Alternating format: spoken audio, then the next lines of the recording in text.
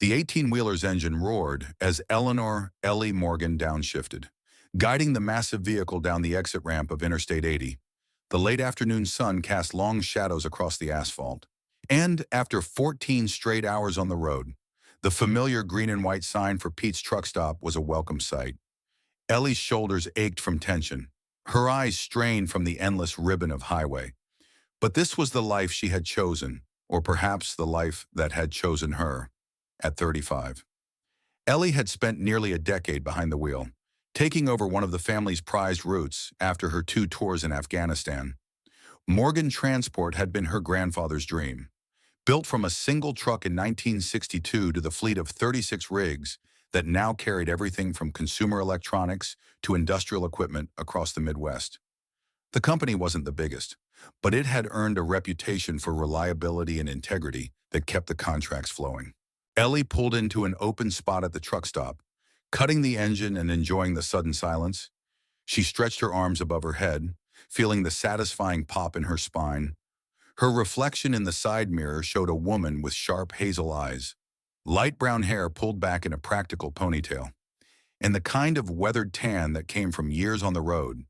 Some of the other drivers called her Steel Ellie behind her back, a nickname she'd earned through a combination of her unyielding work ethic and the time she'd changed a truck tire single-handedly during a blizzard in Nebraska. "Home sweet home," she muttered to herself, grabbing her weathered leather jacket from the passenger seat. Pete's wasn't actually home, of course, but after so many years, it felt like one of many way stations that marked her territory. Located just outside Bridgeport, it stood at the crossroads of several major highways, making it a natural gathering place for truckers crisscrossing the region. Inside, the truck stop bustled with its usual evening crowd. The smell of coffee, grease, and diesel fuel created that distinct aroma that all truck stops seem to share. Regardless of the state or management, Ellie nodded to several familiar faces as she made her way to the counter. Where Doris, a 60-something waitress who'd been serving truckers since before Ellie was born, smiled in recognition. "Well, look what the cat dragged in," Doris said, already reaching for a mug. "The usual." "You know it," Ellie replied, sliding onto a stool. "Been a long haul from Omaha." Doris poured black coffee and slid it across the counter. "Food'll be up in 10. Roast beef today, not that turkey loaf you hate." "You're an angel, Doris." "Tell that to my ex-husband," the older woman quipped, moving down the counter to help another driver. As Ellie sipped her coffee, she scanned the busy diner section of the truck stop. Most of the faces were familiar road regulars like herself. Local drivers waiting out mandated breaks. A few newbies still looking uncomfortable in their company uniforms. But a group near the back caught her attention, not just because they were unfamiliar, but because they weren't truckers at all. 5 men in leather vests sat around a corner booth, their motorcycles visible through the window outside. The Iron Horsemen, a motorcycle club that had been expanding their presence in the area over the past year. Their reputation preceded them rumors of protection rackets, drug running, and occasional violence that somehow never resulted in arrests. Their emblem, a skeletal rider on a flaming motorcycle, was emblazoned on the back of each vest. The one who appeared to be their leader sat facing the door, a tall man with a shaved head and a thick beard streaked with gray. He had the look of someone who enjoyed intimidating others' broad shoulders, muscular arms covered in tattoos, and eyes that seemed to be perpetually evaluating potential threats. Ellie had seen him around town a few times, heard him referred to as Mad Max Davidson. Ellie tried not to stare, focusing instead on her coffee, but she couldn't help noticing that the bikers seemed to be having an intense discussion. Occasionally glancing toward the truck stop's rear exit, their voices were too low to hear over the general noise of the diner, but their body language suggested something more serious than casual conversation. Her meal arrived, and she ate quickly, planning to shower in the truck stop facilities and then catch 6 hours of sleep in her sleeper cab before hitting the road again early tomorrow. Morgan Transport had a strict delivery schedule, and she prided herself on never missing a deadline. After finishing her meal, Ellie decided to stock up on supplies before turning in. She walked toward the convenience store section of the stop, passing near the back exit. As she rounded the corner, she nearly collided with two men, one of the Iron Horsemen she'd seen earlier, and another man in a suit who looked distinctly out of place in a truck stop. "Watch it," the biker growled, putting a hand on her shoulder to push her aside. "Sorry," Ellie said automatically, stepping back. But as she did, her trained eye caught the exchange happening between them, a thick envelope passing from the suit to the biker, who quickly tucked it inside his vest. The suited man glanced at Ellie nervously, then hurried out the exit. The biker's eyes narrowed as he studied her face. "Mind your own business, lady," he said, his voice low and threatening. Ellie nodded and walked away, her military instincts kicking in. Don't escalate, don't engage. Just observe and remember. But she couldn't shake the feeling that she'd witnessed something she wasn't supposed to see. In the store, she grabbed protein bars, bottled water, and a new air freshener for her cab, all while replaying the scene in her mind. The exchange could have been innocent, but something about it felt off, especially when, as she was paying, she noticed three more Iron Horsemen emerge from the loading dock area at the back of the truck stop, a restricted area where deliveries were received, including pharmaceutical shipments for the small pharmacy counter. Ellie returned to her truck, secured the door, and pulled out her phone. She hesitated for a moment before dialing her brother's number. Robert Morgan answered on the third ring, his voice crisp and professional. "Morgan Transport, Robert speaking." "It's me," Ellie said, keeping her voice low. "Ellie, everything okay with the Omaha shipment?" "The shipment's fine. I'm at Pete's for the night." She paused. "Have you heard anything about the Iron Horsemen causing trouble for any of our drivers?" There was a brief silence on the other end. "Nothing specific. Why did something happen?" "Not exactly. Just saw a few of them here acting suspicious. They were coming out of the loading dock area." Robert sighed. "Great. Just what we need. Look, Pete's has a contract with Redline Logistics now. Two, maybe they're just meeting with their drivers." Redline Logistics had appeared in the region about 18 months ago, aggressively undercutting established companies for contracts and rapidly expanding their fleet. Morgan Transport had lost 3 major clients to them already. "Maybe," Ellie said, unconvinced. "But one of them was passing an envelope to a guy in a suit. Looked like a payoff." "Ellie." Robert's voice took on the patient tone he often used with her, the one that made her feel like he was still treating her as his kid sister rather than a fellow adult. "Not everything is a conspiracy or a combat situation. Some things are just business." She bristled at his dismissive tone but kept her voice even. "I know the difference between business and something shady. Rob, I'm just giving you a heads up." "All right, I appreciate it. But please don't go looking for trouble. We can't afford any issues with competitors right now, even if they're dealing with questionable characters." "Fine," she said, knowing he was right from a business perspective, even if her instincts told her something else. "I'll see you at the depot tomorrow afternoon."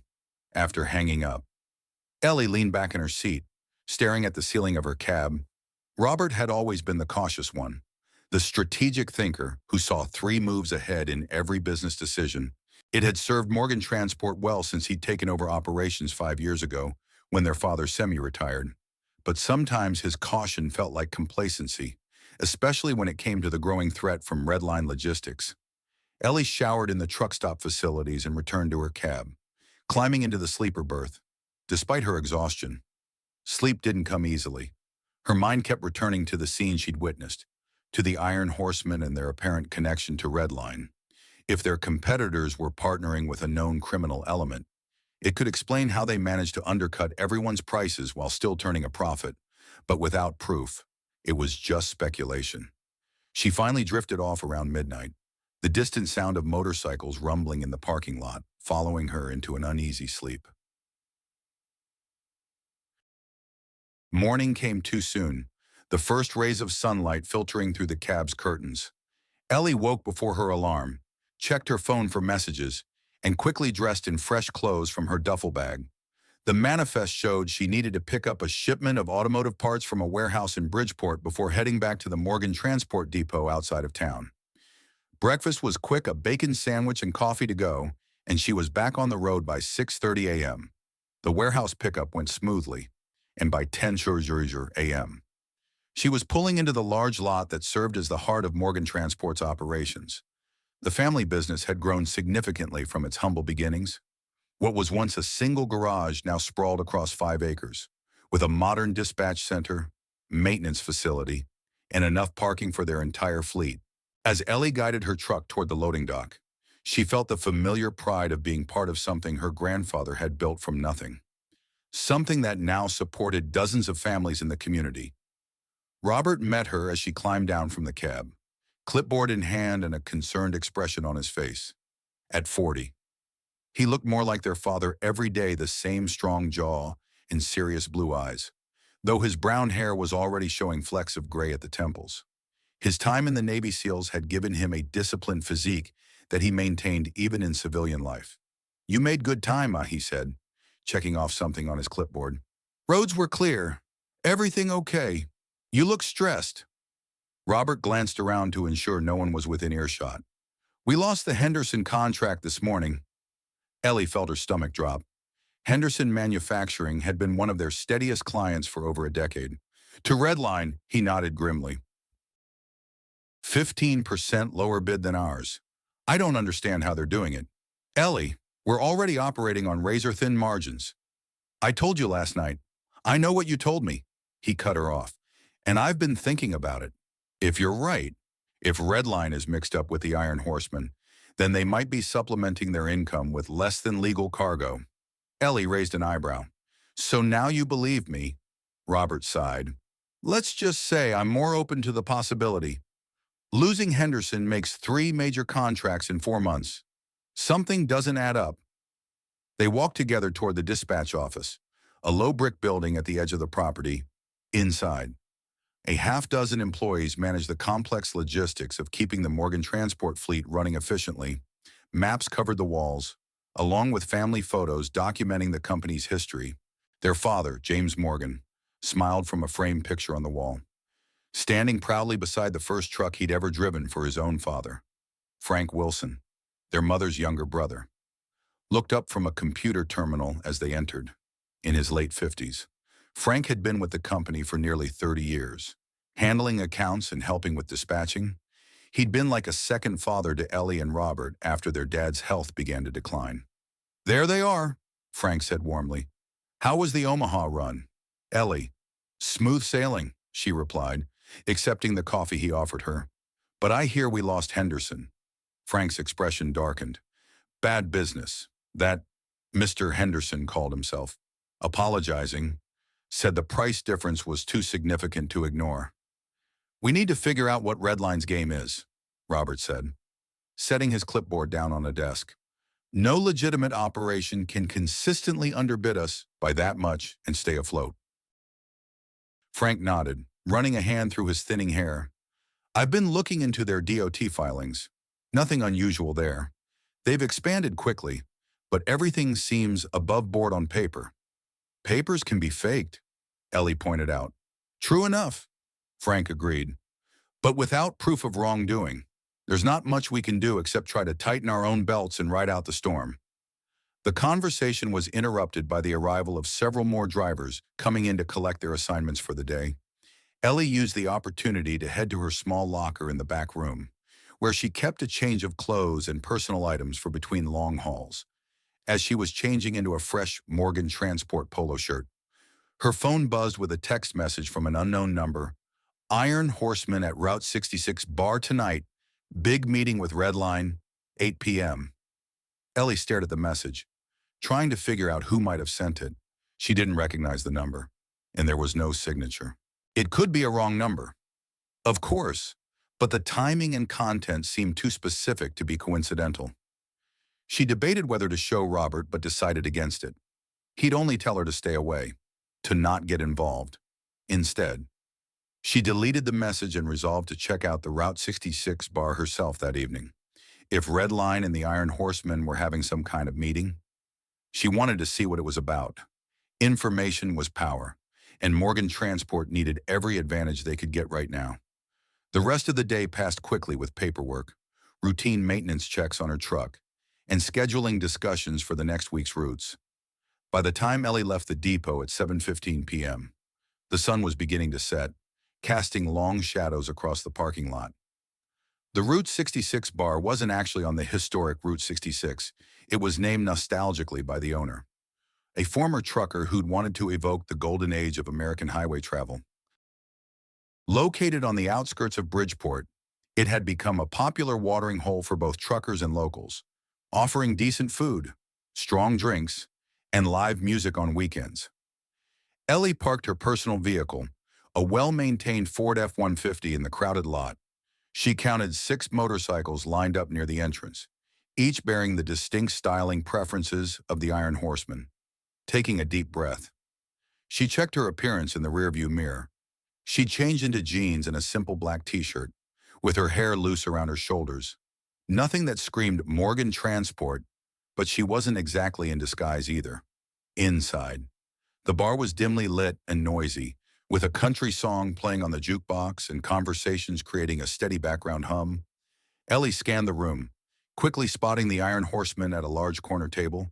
Among them was the man she recognized as Mad Max Davidson, engaged in what appeared to be a serious discussion with 2 men in Redline Logistics polo shirts. Ellie made her way to the bar, ordering a beer and positioning herself where she could observe without being obvious. The bartender, a heavy-set man with a bushy mustache, slid the bottle toward her. "Haven't seen you in here for a while."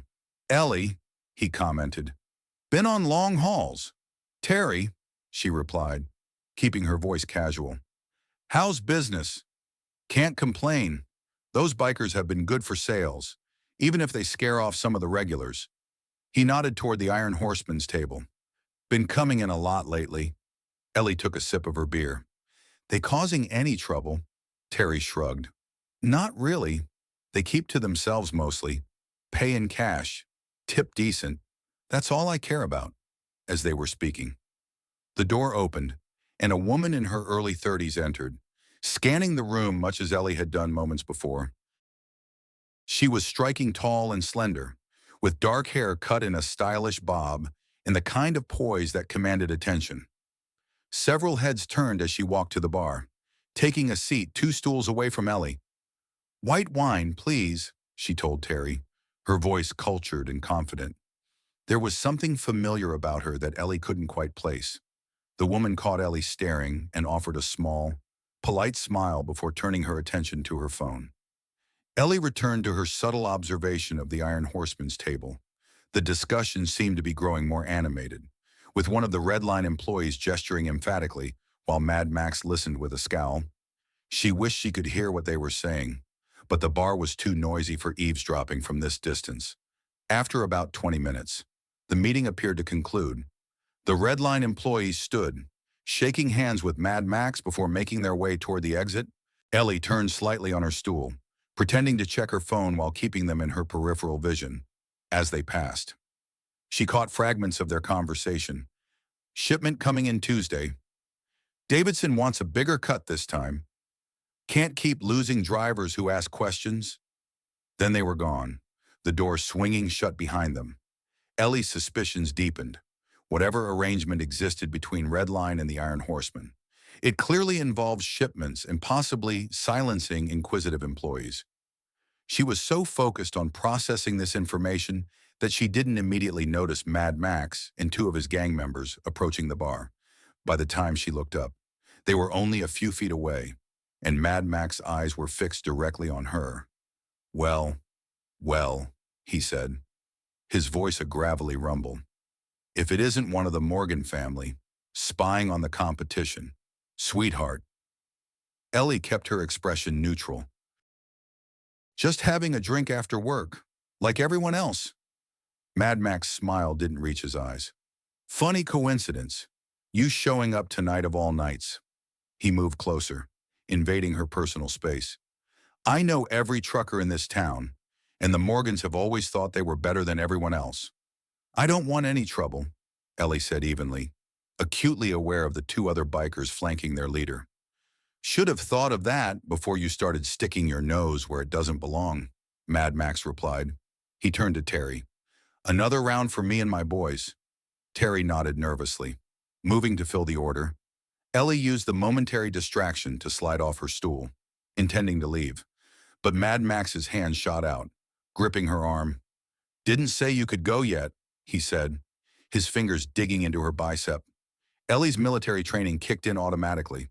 She twisted her arm to break his grip, using his own momentum to push him slightly off balance. "Don't touch me," she said, her voice low but firm. Mad Max's face darkened with anger. He reached for her again, but this time Ellie was ready, sidestepping his grab. Unfortunately, her movement caused her to bump into one of the other bikers, who shoved her back toward Mad Max. "You need to learn some respect," Mad Max growled, grabbing his beer from the bar before Ellie could react. He tilted the bottle, pouring the cold beer down the front of her shirt. The liquid soaked through the fabric instantly, making her gasp at the sudden chill against her skin. The bar went momentarily quiet, then erupted in a mixture of shocked murmurs and a few cruel laughs from the Iron Horseman's table. "Next time, mind your own business," Mad Max said, his voice loud enough for nearby patrons to hear. "Morgan Transport's days are numbered anyway. Smart move would be to jump ship while you still can." The humiliation burned hotter than anger as Ellie stood there, beer dripping from her clothes, the entire bar witnessing her degradation. She'd faced worse in Afghanistan, but somehow this felt more personal, a direct attack not just on her, but on her family's legacy. "You're going to regret that," she said quietly. Meeting his gaze without flinching, Mad Max laughed. "Am I?" He looked her up and down dismissively. "What are you going to do about it? Truck girl, go crying to your brother. I hear he's good at pushing papers, not so good at pushing back." Ellie said nothing more. She placed a $20 bill on the bar, nodded a silent thanks to Terry, and walked out with as much dignity as she could muster. As the door closed behind her, she heard Mad Max's mocking laughter following her into the parking lot, in her truck. Ellie sat for several minutes, hands gripping the steering wheel until her knuckles turned white. She'd faced insurgents, survived IED blasts, and endured the harsh realities of war. She wasn't about to let some biker with delusions of grandeur intimidate her, but she was also smart enough to know that direct confrontation wasn't the answer, at least not yet. The Morgan name stood for something in this community. Whatever she did next would reflect on the family business. As she started the engine, a tap on her window startled her. Standing outside her truck was the dark-haired woman from the bar. Cautiously, Ellie lowered the window halfway. "Can I help you?" she asked. "I saw what happened in there," the woman said, her expression sympathetic but composed. "It was completely uncalled for." "Thanks," Ellie replied. Unsure what else to say, the woman glanced around as if checking whether anyone was watching them. "My name is Vanessa Davidson. Max is my brother." Ellie's eyebrows shot up in surprise. "Your brother," Vanessa nodded, a shadow crossing her face. "Unfortunately, yes. I know what he's involved in, and I know your family company is suffering because of it." "Why are you telling me this?" "Because someone needs to stop him before things get worse." Vanessa pulled a business card from her purse and handed it through the window. "I'm a doctor at Bridgeport Memorial. If you want to talk more, call me. Not tonight. Though, he has people watching." Before Ellie could respond, Vanessa turned and walked swiftly toward a sleek black Audi parked at the far end of the lot. Ellie examined the card. "Dr. Vanessa Davidson, MD, Trauma Surgery, Bridgeport Memorial Hospital." The night had certainly taken an unexpected turn. First the confrontation with Mad Max, and now his sister offering what appeared to be an alliance against him. Ellie tucked the card into her pocket, put the truck in gear, and headed home, her wet shirt sticking uncomfortably to her skin. Her apartment was a modest one-bedroom in a quiet complex about 15 minutes from the Morgan Transport Depot. It wasn't fancy, but it was clean, comfortable, and most importantly, it was hers. She'd never been one for extravagance, saving most of her earnings over the years. The only luxury she'd allowed herself was a top-of-the-line motorcycle, a sleek Triumph Bonneville T120 that she rode whenever she wasn't behind the wheel of a truck. After a hot shower to wash away the smell of beer and the lingering feeling of humiliation. Ellie sat on her couch with a notepad, jotting down everything she'd learned that evening. The connection between Redline and the Iron Horseman seemed clear now, but the nature of their arrangement remained murky. And then there was Vanessa Davidson, an unexpected variable in the equation. Ellie was tempted to call Robert, to tell him everything that had happened. But she knew what he'd say to let it go, to not escalate the situation, to focus on finding new clients rather than worrying about Redline's tactics. Robert was always the pragmatist, looking for the path of least resistance. Instead, she pulled out her phone and searched for Maxwell Davidson Bridgeport. Several results appeared, including a local news article from 3 years ago about a motorcycle club doing a charity ride for veterans. The accompanying photo showed a younger, somewhat less intimidating version of Mad Max, standing proudly beside a group of other riders. The caption identified him as Maxwell Mad Max Davidson, president of the Iron Horseman MC, an Army veteran. So he was a veteran too. That explained some of his tactical awareness, the way he'd positioned his men in the bar, always keeping sight lines clear. It didn't excuse his behavior, but it added a layer of complexity to her understanding of him. Further searches revealed little else of substance. The Iron Horseman maintained a low digital profile, with no official website or social media presence. Redline Logistics, on the other hand, had a professional website touting their competitive rates and modern fleet, though it offered no insight into their apparent connection to the motorcycle gang. Ellie's phone buzzed with a text from Robert. "Everything okay? You left the depot without saying goodbye." She typed back, "All good. Needed some personal time. See you tomorrow." It wasn't exactly a lie, but it wasn't the whole truth either. She wasn't ready to tell him about the confrontation at the bar, not until she had a clearer plan of action. Sleep came fitfully that night, her dreams filled with roaring motorcycles and the mocking laughter of men in leather vests. She woke before dawn, a plan beginning to form in her mind. If Mad Max wanted to play dirty, she could play dirty too, but she would need to be smart about it, strategic. The Morgan family hadn't built their business by backing down from challenges, and Ellie hadn't survived 2 tours in Afghanistan by letting bullies have their way. By Saturday evening, Ellie had gathered enough information to feel confident in her next move. She'd spent the day making casual inquiries around town, speaking with other truckers and local business owners who might have had encounters with the Iron Horseman. The picture that emerged confirmed her suspicions. The motorcycle club had been systematically extending their influence throughout Bridgeport, offering protection to some businesses while intimidating others. Most people were reluctant to speak openly about it, fear evident in their guarded responses and nervous glances. But a few were more forthcoming, especially once Ellie mentioned her own confrontation with Mad Max. "They started showing up about a year ago," confided Jerry, the owner of a small auto parts store that supplied some components to Morgan Transport. "At first, they just came in as customers. Then Davidson offered to keep an eye on the place for a monthly fee. When I refused, I had 3 break-ins in 2 weeks." "Did you report it to the police?" Ellie had asked. Jerry's bitter laugh was answer enough. "Sheriff's Department said there wasn't enough evidence to connect it to the Iron Horseman. Suggested I consider better security measures, or maybe that protection wasn't such a bad investment after all." Similar stories came from a diner owner, a gas station manager, and the proprietor of a local motel. The Iron Horseman had established a pattern of intimidation and extortion, all while maintaining just enough distance from the actual crimes to avoid legal consequences. Redline Logistics' role was harder to pin down, but Ellie's conversation with a former Redline driver at a coffee shop yielded valuable insights. "They pay better than most companies," the driver had admitted, "but there are weird rules. Certain shipments that don't go through normal channels, packages you don't log officially. I asked too many questions, and suddenly my roots got cut until I couldn't make ends meet." Armed with this knowledge, Ellie drove to a vantage point overlooking the Iron Horseman's clubhouse, a converted warehouse on the industrial outskirts of Bridgeport. She parked her F-150 on a small rise about a quarter-mile away. Using a pair of compact binoculars to observe the comings and goings, The clubhouse was busy that evening, with motorcycles arriving steadily and music thumping loud enough to be heard even at this distance.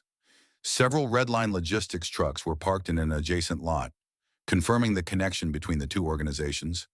Around 9:30 p.m., a familiar black Audi pulled into the lot. Vanessa Davidson emerged, her posture tense as she walked toward the entrance.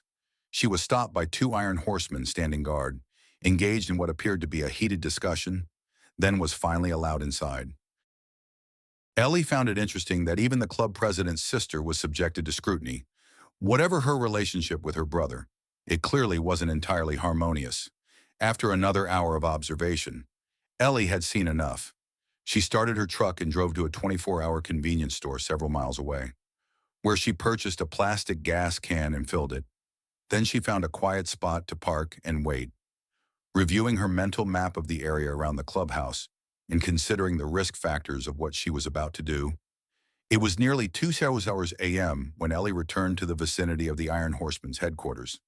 The party had wound down, with only a few motorcycles remaining in the lot. Among them was Mad Max's distinctive bike, a custom Harley-Davidson Road King, with flame detailing and chrome accents that gleamed even in the dim security lighting. Ellie parked her truck out of sight, behind an abandoned warehouse about 2 blocks away. She pulled on a dark hoodie and gloves, then retrieved the gas can from her truck bed. Her heart hammered in her chest as she moved silently through the shadows, keeping to the edges of buildings and avoiding the pools of light cast by the sparse street lamps.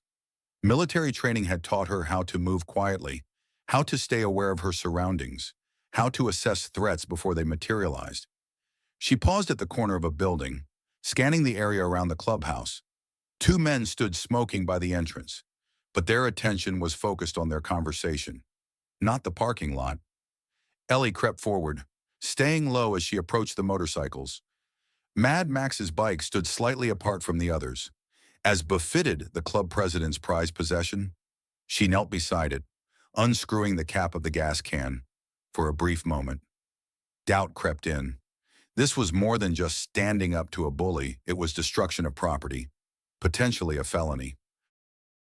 If she were caught, it could mean jail time, not to mention the damage to the Morgan Transport reputation. But then she remembered the feeling of beer soaking through her shirt, the humiliation of standing there while everyone watched, the threat in Mad Max's voice when he said her family's business was numbered. He'd made it personal, and now she was responding in kind, with a deep breath. Ellie began pouring gasoline over the motorcycle, ensuring it covered the seat, the tank, and the engine. The strong odor filled her nostrils as she emptied the entire can, then retreated several yards, pulling a matchbook from her pocket. She struck a match, watched it flare to life in the darkness, then tossed it toward the fuel-soaked bike. The gasoline ignited instantly, flames leaping up with a hungry roar. Ellie didn't wait to admire her handiwork. She turned and ran, staying in the shadows as shouts of alarm erupted behind her. By the time she reached her truck, the night sky behind her was glowing orange, and the sound of sirens could be heard in the distance. Ellie stowed the empty gas can in her truck bed, removed her hoodie and gloves, and calmly drove away, taking a circuitous route back to her apartment. Her hands were steady on the wheel, her breathing controlled. What she'd done was reckless, perhaps even foolish, but she felt no regret, only a grim satisfaction that Mad Max Davidson would wake up to find his prized possession reduced to charred metal and melted plastic. It wasn't just revenge for the beer incident. It was a message Eleanor Morgan wasn't someone to be trifled with. If the Iron Horsemen and Red Line wanted a war, she would give them one. Back in her apartment, Ellie showered thoroughly to remove any lingering smell of gasoline, then changed into clean clothes. She double-checked that no evidence remained in her truck or on her person, then allowed herself a small glass of whiskey as she considered the potential fallout. Mad Max would be furious. Certainly, he might suspect her involvement, but proving it would be difficult unless someone had seen her at the clubhouse. The real question was how he would respond. Would he escalate immediately, or would he bide his time, looking for the perfect moment to strike back either way? Ellie knew she'd crossed a line tonight. There was no going back to the status quo. She had officially made herself a target of the Iron Horsemen, and, by extension, placed Morgan Transport in the crosshairs as well. Robert would be livid when he found out if he found out. Ellie wasn't planning to confess, but in a town like Bridgeport, secrets had a way of emerging into the light. She would need to be prepared for that eventuality, to have a plan for protecting both herself and the family business. As dawn broke over Bridgeport, Ellie finally allowed herself to sleep, the adrenaline of the night's activities giving way to exhaustion. Her last conscious thought was that she should probably call Dr. Vanessa Davidson soon. If anyone could provide insight into how Mad Max might respond, it would be his sister. What Ellie couldn't know as she drifted off was that events had already been set in motion that would change the course of her life forever. That the burning motorcycle was merely the opening salvo in a conflict that would test her courage, her loyalty, and her very survival. Sunday morning headlines on the local news website told the story.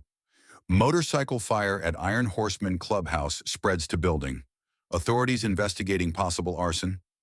The article mentioned that the fire had been contained before causing major structural damage, but several motorcycles had been destroyed, including one belonging to the club's president, Maxwell Davidson. Ellie read the news on her phone over coffee, feeling a mixture of satisfaction and apprehension. She hadn't intended for the fire to spread to the building itself, but property damage was a relatively minor concern compared to the message she'd sent. Her phone rang, displaying Robert's number. She took a deep breath before answering. "Morning? Rob. Have you seen the news?" he asked without preamble, his voice tense. "About the fire, just reading it now." "This is bad timing. Ellie, really bad." She frowned. "What do you mean? I was going to tell you tomorrow at the depot, but we've had an incident. 2 of our trucks were vandalized last night at the Burlington rest stop. Tires slashed, windshield smashed. Dave and Carlos are okay, but they're pretty shaken up." Ellie sat up straighter. "The Iron Horsemen. Dave said they were wearing masks, but one had a distinct tattoo on his hand that matches descriptions of one of Davidson's men." Robert paused. "This is getting serious. Ellie, I'm calling an emergency meeting at the depot at noon. I need you there." "I'll be there," she promised, already calculating whether there could be a connection between the truck vandalism and her actions at the clubhouse. The timing suggested the attack on the Morgan Transport vehicles had happened before she torched Mad Mac's motorcycle, which meant it wasn't retaliation. It was the first strike in what was rapidly becoming an open conflict. After hanging up, Ellie spent the next hour gathering her thoughts, organizing what she knew about the Iron Horsemen and Redline Logistics into a coherent narrative she could present to Robert and the others. She couldn't admit to burning the motorcycle. Of course, but she could share her observations and the information she'd gathered from various sources around town. At 11:45 a.m., she pulled into the Morgan Transport Depot, noting the increased security presence. 2 armed guards stood at the main gate, a new development since Friday, and several drivers were clustered in small groups, their expressions serious as they conversed in low voices. Ellie parked next to Robert's SUV and made her way to the main conference room, where about 20 people had already assembled: key drivers, dispatchers, and administrative staff. Frank Wilson sat near the head of the table, engaged in what appeared to be an intense discussion with Robert. As Ellie entered, the room fell momentarily silent, several pairs of eyes turning toward her. She nodded in greeting and took a seat beside a veteran driver named Hank, who had been with Morgan Transport since before she was born. "Rough business," Hank muttered to her. 30 years driving. Never had my rig targeted like that." "Dave and Carlos okay?" she asked quietly. "Scared more than hurt. They were sleeping in the cab when it happened. Woke up to the sound of glass breaking." Robert called the meeting to order, his expression grave as he outlined the situation. "As most of you have heard by now, 2 of our trucks were vandalized last night. This appears to be a targeted attack, not random vandalism.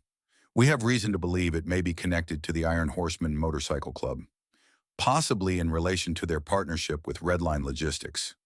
Murmurs spread through the room at the explicit acknowledgement of what many had suspected but few had openly discussed. "Effective immediately, we're implementing new security protocols," Robert continued. No driver travels alone on overnight hauls.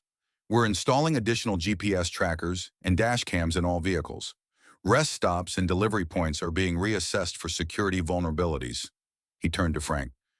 Uncle Frank has been in contact with our insurance company and legal counsel to ensure we're covered for any further incidents and to explore potential legal recourse.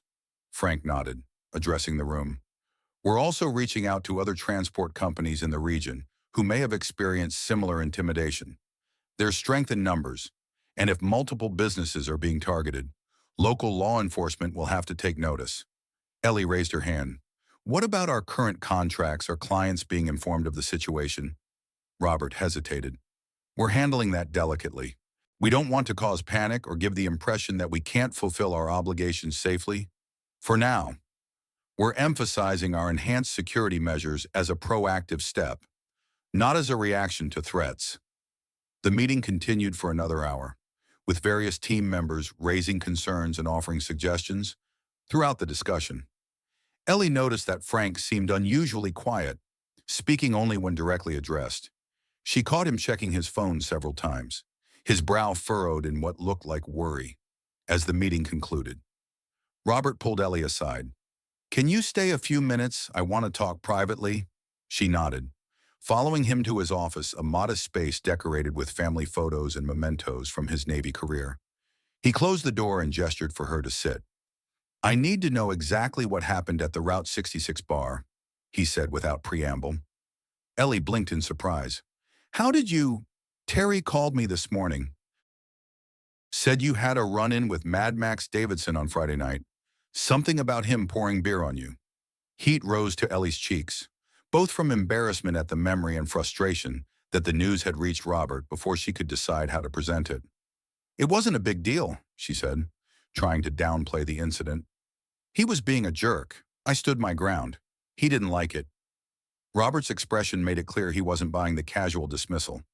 Terry said Davidson specifically mentioned Morgan Transport, said our days were numbered. That sounds like a threat to me. Ellie, she sighed, relenting. Fine, yes. He threatened the company. He was trying to intimidate me, make me feel small, but I didn't give him the satisfaction. And then coincidentally, his motorcycle catches fire the same night our trucks get vandalized. Robert's voice was carefully neutral, but his eyes were searching. Ellie met his gaze steadily. Are you asking if I had something to do with the fire? Did you? She considered her options. Lying directly to her brother went against her nature, but admitting to arson wasn't exactly prudent either. I think it's better if you don't know the answer to that question, she said finally. Plausible deniability and all that. Robert closed his eyes briefly, as if summoning patience. God damn it. Ellie, this isn't Afghanistan. You can't just take matters into your own hands like that. So you're assuming I did it. I know you, he said simply.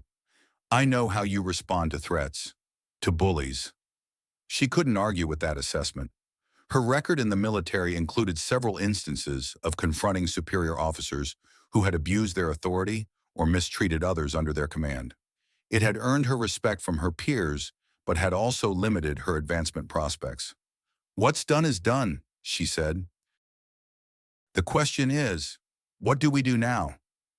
Robert leaned back in his chair, studying her, despite their occasional disagreements. Ellie knew her brother respected her intelligence and her strength. They had always made a good team, complementing each other's strengths and compensating for each other's weaknesses.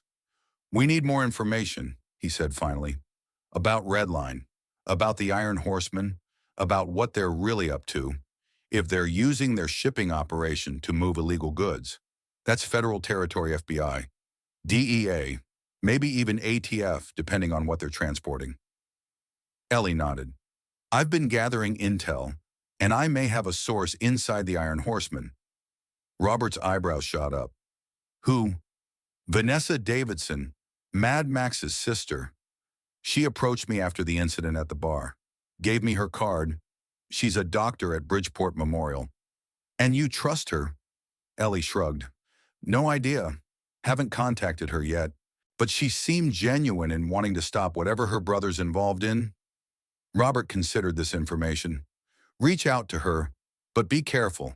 Family dynamics are complicated, and she could be playing both sides. I will. What about law enforcement? Should we take what we know to the sheriff's department? Robert's expression turned cynical. From what I've heard, several deputies might be on the Iron Horseman's payroll. We need more concrete evidence before we involve authorities, and we need to be selective about who we trust. Their conversation was interrupted by a knock at the door. Frank Wilson poked his head in, his expression apologetic. Sorry to interrupt, but the insurance adjuster is here to look at Dave and Carlos's truck. He needs someone to walk him through the damage. I'll handle it, Robert said. Standing, he looked at Ellie. We'll continue this discussion later. In the meantime, be careful. No more. Improvised responses. Okay. Ellie nodded, though they both knew it wasn't a promise she could guarantee she'd keep, as Robert left with Frank. She remained in the office, pondering her next move. The rational course of action would be to lie low for a while, to let the immediate tension dissipate before making any further moves against the Iron Horseman. But Ellie had never been particularly good at playing it safe, especially when her family's livelihood was at stake. She pulled out her phone and the business card Vanessa Davidson had given her. After a moment's hesitation, she dialed the number. Dr. Davidson speaking, came the crisp, professional response after 2 rings. This is Eleanor Morgan, Ellie said. We met at the Route 66 bar on Friday night. You said we should talk. There was a brief pause before Vanessa replied, her voice noticeably lower. Yes, I remember. This isn't a good time to discuss details. Can you meet me at Westside Park tomorrow at 7:00 a.m. by the duck pond? It's usually deserted at that hour. I'll be there, Ellie confirmed. Come alone, Vanessa added, then ended the call without waiting for a response. Ellie tucked her phone away, feeling a mixture of anticipation and wariness. Meeting a virtual stranger in a deserted park at dawn wasn't without risk, especially given the escalating situation with the Iron Horseman. But if Vanessa could provide valuable information, it was a risk worth taking. As she left Robert's office, Ellie noticed Frank Wilson standing alone by the dispatch desk, engaged in what appeared to be an intense phone conversation. His back was to her, his free hand gesturing agitatedly as he spoke in hushed tones. I told you, it's not that simple, she heard him say as she approached. I need more time to... Yes, I understand the consequences, but... Frank turned suddenly, spotting Ellie, and his expression shifted from anxiety to forced casualness. I have to go. We'll discuss this later, he said into the phone before hanging up. Everything okay? Uncle Frank, Ellie asked, noting the sheen of sweat on his forehead despite the air-conditioned office. Fine, he said, a bit too quickly. Just dealing with some insurance paperwork for the damaged trucks. It's always a headache. Ellie nodded, not entirely convinced but unwilling to press the issue. I'm heading out. See you tomorrow. Frank seemed relieved at her departure. Drive safe. Ellie, things are tense out there right now, as she walked to her truck. Ellie couldn't shake the feeling that Frank had been hiding something. The snippet of conversation she'd overheard didn't sound like a discussion with an insurance company. But then again, everyone was on edge after the vandalism incidents. Perhaps she was reading too much into it. The rest of Sunday passed uneventfully. Ellie spent the afternoon maintaining her motorcycle. The Triumph was her pride and joy, and working on it always helped clear her mind. In the evening, she did laundry and meal prep for the week, trying to maintain some semblance of normalcy despite the extraordinary circumstances. But as she lay in bed that night, sleep proved elusive. Her thoughts kept returning to the fire at the Iron Horseman clubhouse, to the vandalized Morgan transport trucks, to Frank's suspicious phone call, and to the upcoming meeting with Vanessa Davidson. Each element was a piece of a puzzle, but the complete picture remained frustratingly obscure. One thing was certain. Though the conflict between Morgan Transport and the Iron Horseman Red Line Alliance had entered a new phase, what had begun as business competition had escalated into outright hostility, with both sides willing to cross lines that couldn't easily be uncrossed. Ellie rolled onto her side, staring at the dim outline of her military service photo on the nightstand. In Afghanistan, the rules of engagement had been clear, the enemy identifiable. Here in Bridgeport, The battle lines were blurrier, the stakes both more personal and more complex. But some principles remained constant, regardless of the battlefield. Protect your people, gather intelligence before acting, and never, ever show weakness to an adversary who's watching for signs of it, with those thoughts circling in her mind. Ellie finally drifted into a restless sleep, her dreams filled with burning motorcycles and shattered glass, and the inescapable sense that she was driving straight into a storm of her own making. Dawn broke over Westside Park with a crisp autumn chill. Ellie arrived at 6:45 a.m., 15 minutes ahead of her arranged meeting with Vanessa Davidson. The park was deserted as predicted, morning mist still clinging to the grass and creating ghostly patterns over the small duck pond. Ellie parked her F-150 in the nearly empty lot, took a moment to scan her surroundings, then grabbed her travel mug of coffee and stepped out into the bracing morning air. Her military training hadn't abandoned her. She approached the meeting point via an indirect route, staying near tree cover where possible, stopping occasionally to listen and observe. She chose a bench with clear sight lines in all directions, positioned so that her back was to a dense cluster of shrubs rather than open space. At precisely 7:00 a.m., a black Audi pulled into the parking lot. Vanessa Davidson emerged, dressed in dark jeans and a fitted burgundy jacket, her hair pulled back in a sleek ponytail. She carried 2 paper cups from the local coffee shop and moved with the confident stride of someone used to navigating high-pressure situations. Ellie watched as Vanessa scanned the park, quickly locating her on the bench. As the doctor approached, Ellie noted that despite her composed exterior, Vanessa's eyes held the alert wariness of someone who had learned to be constantly vigilant. "You're punctual," Vanessa said by way of greeting, offering one of the coffee cups. "I brought you fresh coffee, black. No sugar truck stop preferences usually translate to life." Ellie accepted the cup but didn't drink immediately. "Thoughtful, but I've already got mine," she said, lifting her travel mug slightly. A small smile crossed Vanessa's face. "Cautious? I don't blame you." She took a deliberate sip from the cup she'd offered Ellie, then set it on the bench between them. "It's not poisoned, just overpriced. Can't be too careful these days," Ellie replied, relaxing slightly but remaining alert. "Especially when meeting the sister of someone who's threatening my family's business." Vanessa sat down, maintaining a respectful distance. "That's why I wanted to talk. Max is out of control, and it's only going to get worse after what happened to his motorcycle." Ellie kept her expression neutral. "I heard about that unfortunate accident." "We both know it wasn't an accident," Vanessa said, her voice low but clear. "And while I can't say he didn't deserve it, you've escalated a situation that was already volatile." "Your brother escalated first," Ellie countered. "2 of our trucks were vandalized before the fire.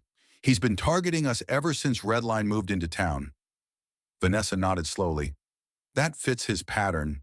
Max has always been territorial and aggressive, but in the past year, he's become something else entirely." She turned slightly to face Ellie directly. "What do you know about my brother's military service?" The question caught Ellie off guard. "Not much. I know he was Army. Like me. 3 tours in Iraq. Special Forces. He came back with a Purple Heart, a severe case of PTSD, and a dependency on pain medications for a back injury sustained during his final deployment." Vanessa's clinical tone couldn't quite mask the emotion underneath. "He was a hero once. Saved his entire unit during an ambush outside Fallujah." Ellie processed this information, trying to reconcile the decorated soldier with the thug who had poured beer down her shirt. What changed? The VA failed him, like it fails so many veterans. The pain meds stopped working, so he started self-medicating with whatever he could find. Vanessa's gaze drifted to the pond, where a pair of ducks had emerged from the reeds. The Iron Horsemen started as a support group. Believe it or not, veterans helping veterans. Max was one of the founding members. But over time, as his addiction worsened, the club's focus shifted. What began as brotherhood became business, first running prescription meds, then harder drugs. "And now they're partners with Redline Logistics," Ellie said, connecting the dots. Vanessa nodded. "Redline provides the perfect cover, legitimate shipping company, regular routes across state lines. Minimal inspection of cargo. The Iron Horsemen provide muscle and local connections. It's been incredibly profitable for both sides. How do you know all this?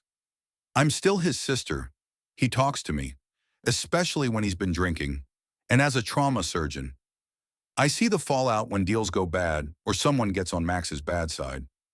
Her expression darkened. 3 months ago, I treated a man who'd been beaten so badly he lost an eye. He worked for Redline, made the mistake of asking too many questions about off-manifest cargo. Ellie felt a chill that had nothing to do with the morning air. Are you telling me this to warn me off? Because if so, I'm telling you because I want it to stop, Vanessa interrupted, intensity flashing in her eyes. Max isn't the brother I grew up with anymore. The drugs, the violence, the power, they've changed him into someone I barely recognize. But he's still my brother, and I don't want to see him end up dead or in prison for the rest of his life. What exactly are you proposing? Information, Vanessa said simply.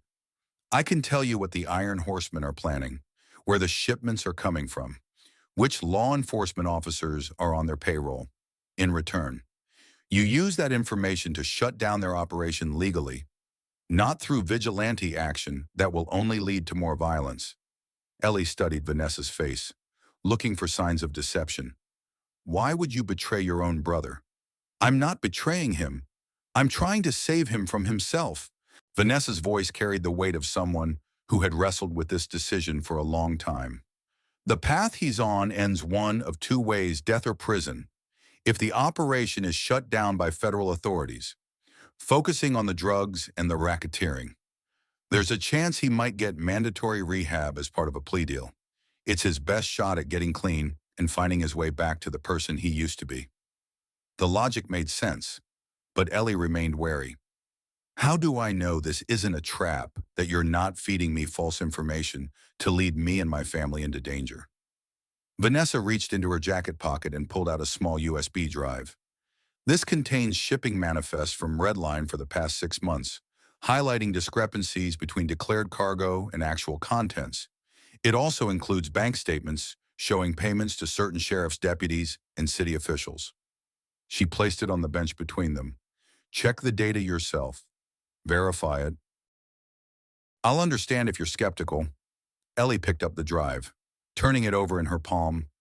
This is a serious risk you're taking. So are you, by meeting me here. Vanessa stood, brushing invisible lint from her jeans. I have an early surgery scheduled. Look through that information. And if you want to continue this conversation, text me. Just a period. Nothing else. I'll contact you when it's safe to talk. As Vanessa turned to leave, Ellie called after her. Why me? Why not go directly to the FBI or the DEA? Vanessa paused, looking back over her shoulder. Because I've seen how you operate. You're direct, you're determined, and unlike most people in this town, you're not afraid of my brother. Plus, she added with a hint of a smile, anyone who burns a man's motorcycle after he humiliates her is someone who follows through on her commitments. With that, she walked briskly back to her car, leaving Ellie alone with the USB drive and 1,000 new questions swirling in her mind. Back at her apartment, Ellie inserted the USB drive into her laptop, her finger hovering over the enter key as she considered the potential risks. The drive could contain malware designed to track her activities or corrupt her computer. But curiosity and the urgent need for information outweighed caution. The contents proved to be exactly what Vanessa had described: a meticulously organized collection of shipping manifests, bank statements, and what appeared to be surveillance photos of meetings between Iron Horseman members and various officials in Bridgeport. Most damning were the manifests, which showed legitimate cargo listings on official documentation alongside handwritten notes detailing the actual contents: prescription medications, synthetic opioids, and in some cases, firearms. Ellie spent hours combing through the files, creating her own notes and identifying patterns in the shipments. Redline had established regular routes that corresponded with Iron Horseman territory expansion, using truck stops like Pete's as distribution points where bikers could collect merchandise for local distribution. The financial records were equally revealing.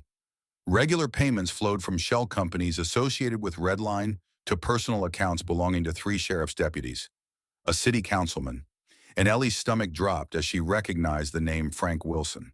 She stared at the screen in disbelief, checking and rechecking the account details. There was no mistake.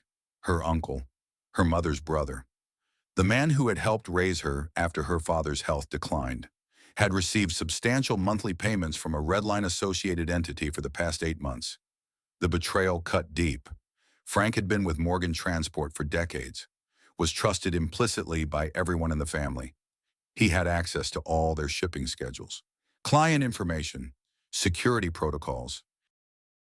If he was feeding that information to Redline and the Iron Horsemen, it explained how they had been able to target Morgan trucks so efficiently. Ellie's first instinct was to call Robert immediately, but she forced herself to pause and think strategically. Accusations this serious required irrefutable proof, and while the bank statements were damning, they didn't explicitly state what the payments were for. She needed more evidence before confronting Frank or alerting Robert. Her phone buzzed with a text from Robert. "Need you at the depot ASAP. Emergency situation?"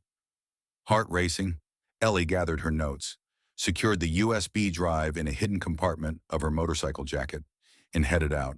Whatever was happening, she would need to maintain her composure and not let on that she knew about Frank's betrayal, at least not yet. The Morgan Transport Depot was in chaos when she arrived.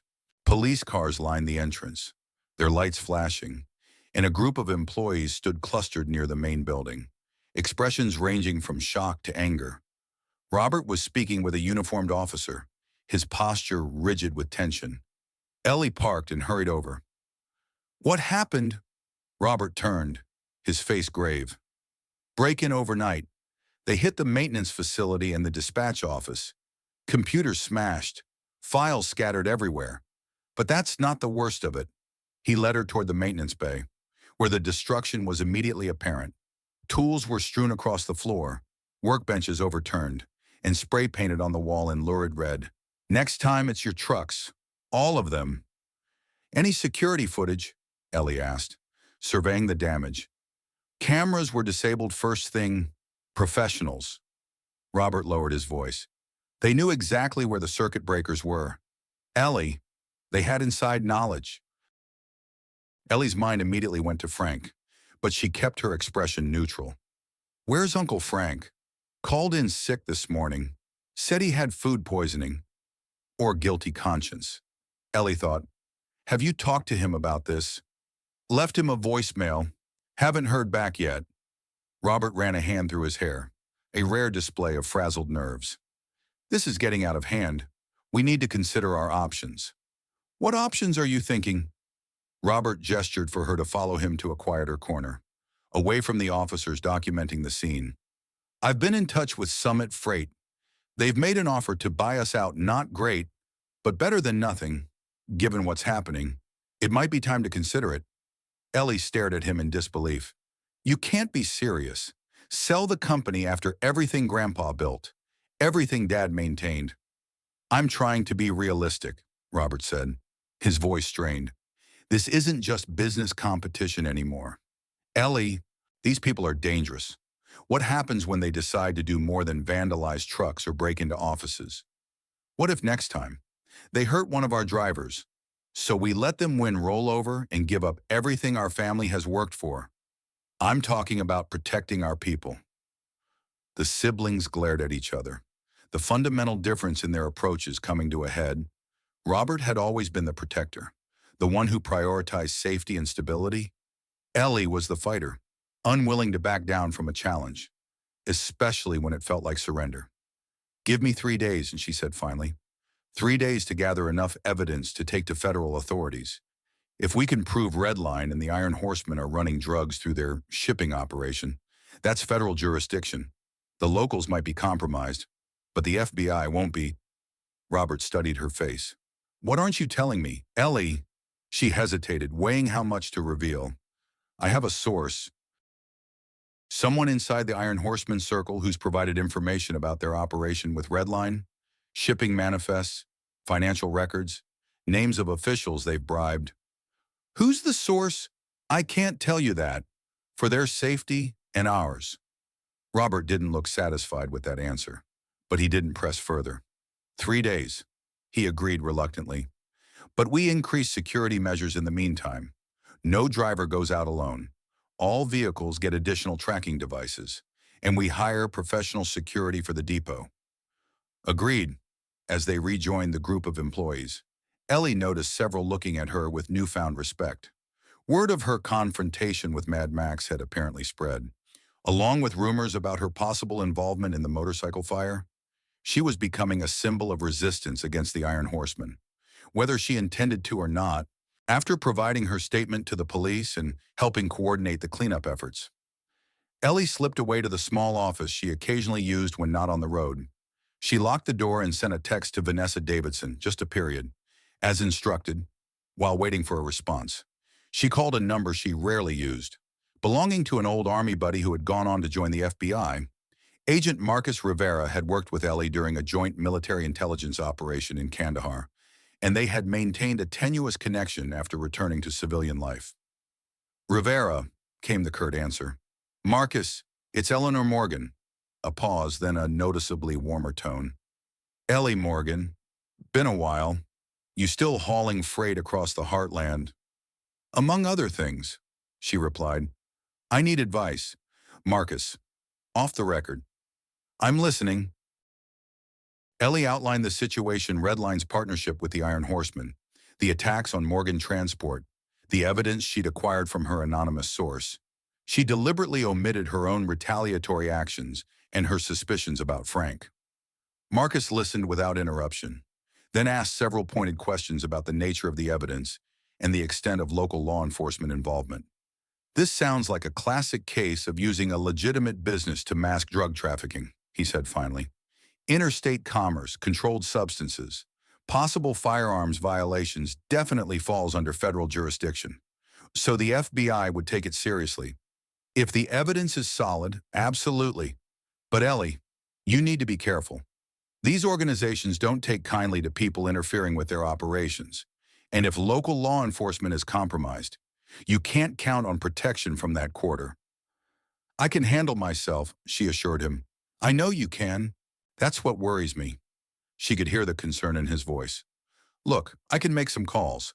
See if there's already an ongoing investigation into Redline or the Iron Horseman. I can't promise anything, but I might be able to connect you with someone in the field office who can help. I'd appreciate that. In the meantime, document everything. Make copies of all evidence, and keep your head down. Don't try to be a hero." Ellie chuckled at that. When have I ever tried to be a hero? Kandahar, 2014. That village that was about to be overrun. You and your supply convoy suddenly becoming a rescue operation. That was different. Was it? Marcus sounded unconvinced. "Just be careful. Ellie, I'll call you when I have something." After hanging up, Ellie checked her phone and found a text from Vanessa. "Harvey's Diner, 9 p.m. Back booth." The rest of the day passed in a blur of activity as Morgan Transport rallied to recover from the break-in. Security experts were consulted, new cameras installed, and driver schedules reorganized to ensure no one was on the road alone. Throughout it all, Ellie kept a watchful eye out for Frank, but he never showed up, his absence increasingly conspicuous as the hours wore on. By 8:30 p.m., she was sitting in her truck outside Harvey's Diner, a nondescript establishment on the edge of town that catered mainly to night shift workers and insomniacs. She'd taken precautions before arriving, circling the block twice to check for suspicious vehicles and parking in a position that allowed quick exit if necessary.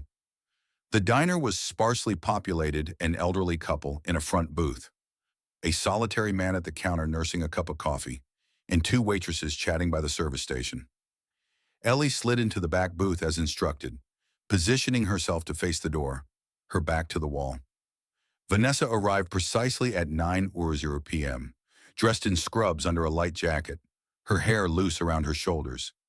She ordered coffee for both of them before joining Ellie in the booth. "I came straight from the hospital," she explained, fatigue evident in her voice. 12-hour shift, 2 gunshot wounds and a car accident. "Busy day," Ellie commented.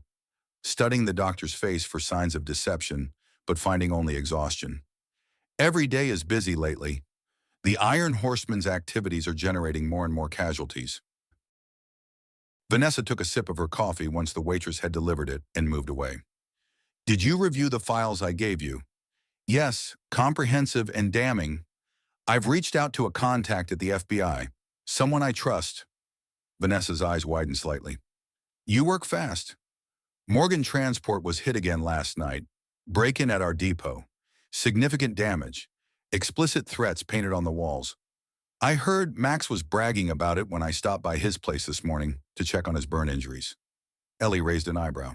Burn injuries. From the motorcycle fire, Vanessa clarified. He got too close trying to save his precious bike. Ended up with second-degree burns on his right arm and shoulder. Refused to go to the hospital, of course. Too proud and too paranoid. I didn't know he was hurt, Ellie said, feeling a twinge of not quite remorse, but something adjacent to it. She hadn't intended to cause physical harm, only to send a message. He's not just hurt, he's furious, Vanessa said, leaning forward. I've never seen him like this. Ellie, he's convinced someone from Morgan Transport was responsible, and he's planning retaliation. Something big. What kind of retaliation? He didn't share details, but I overheard him talking with some of his lieutenants. They mentioned something about hitting them where it really hurts and making an example. You need to be extremely careful. Ellie processed this warning, mentally reviewing Morgan Transport's vulnerabilities. The depot now had increased security, but their drivers were still exposed on the road, and family members could potentially become targets. There's something else you should know, Vanessa continued. The arrangement between Redline and the Iron Horseman goes beyond just using shipping routes for drug transportation. They're moving toward a full merger, with Max taking a legitimate position in Redline's management structure. It's part of a plan to clean up the operation, make it less vulnerable to investigation. Who's pushing for this? Your brother. Vanessa shook her head. Someone higher up in Redline. I don't know who exactly, but Max refers to him as the Colonel. Apparently, he's ex-military, like Max, but with connections in government and business that make him untouchable. The Colonel, Ellie repeated, committing the designation to memory. Any idea what his real name is? None. Max is careful not to use names when discussing the upper echelon of their operation. But whoever he is, he's the one with the real power. Max is just the local muscle. Their conversation was interrupted by the arrival of the waitress asking if they wanted to order food. Both declined, and when the woman moved away, Vanessa lowered her voice further. There's a major shipment coming in this Thursday night. Prescription opioids from a warehouse break-in in Chicago, plus some military-grade weapons that fell off a truck near Fort Leonard Wood. They're using the Redline facility on Industrial Parkway as a transfer point before distribution. That's a big score for the feds if we can document it happening. Ellie noted, exactly, but you'll need hard evidence photos, video, something that proves what's in those crates and who's handling them. I can get that, Ellie said confidently, but I need to know about Frank Wilson first. Vanessa looked confused. Who? My uncle, Morgan Transport's account manager. His name was in the financial records you gave me, receiving regular payments from a Redline shell company. Understanding dawned on Vanessa's face. Ah, yes, I remember seeing that name. I don't know the details of his arrangement with them, but if he's receiving payments, he's compromised. Has my uncle mentioned anything specific about Morgan Transport? To your brother shared any information that could have helped them target us? Vanessa considered the question. I haven't heard anything directly, but Max has mentioned having eyes and ears at Morgan. If your uncle is on their payroll, it's likely he's been feeding them information. The confirmation, even indirect, felt like a physical blow.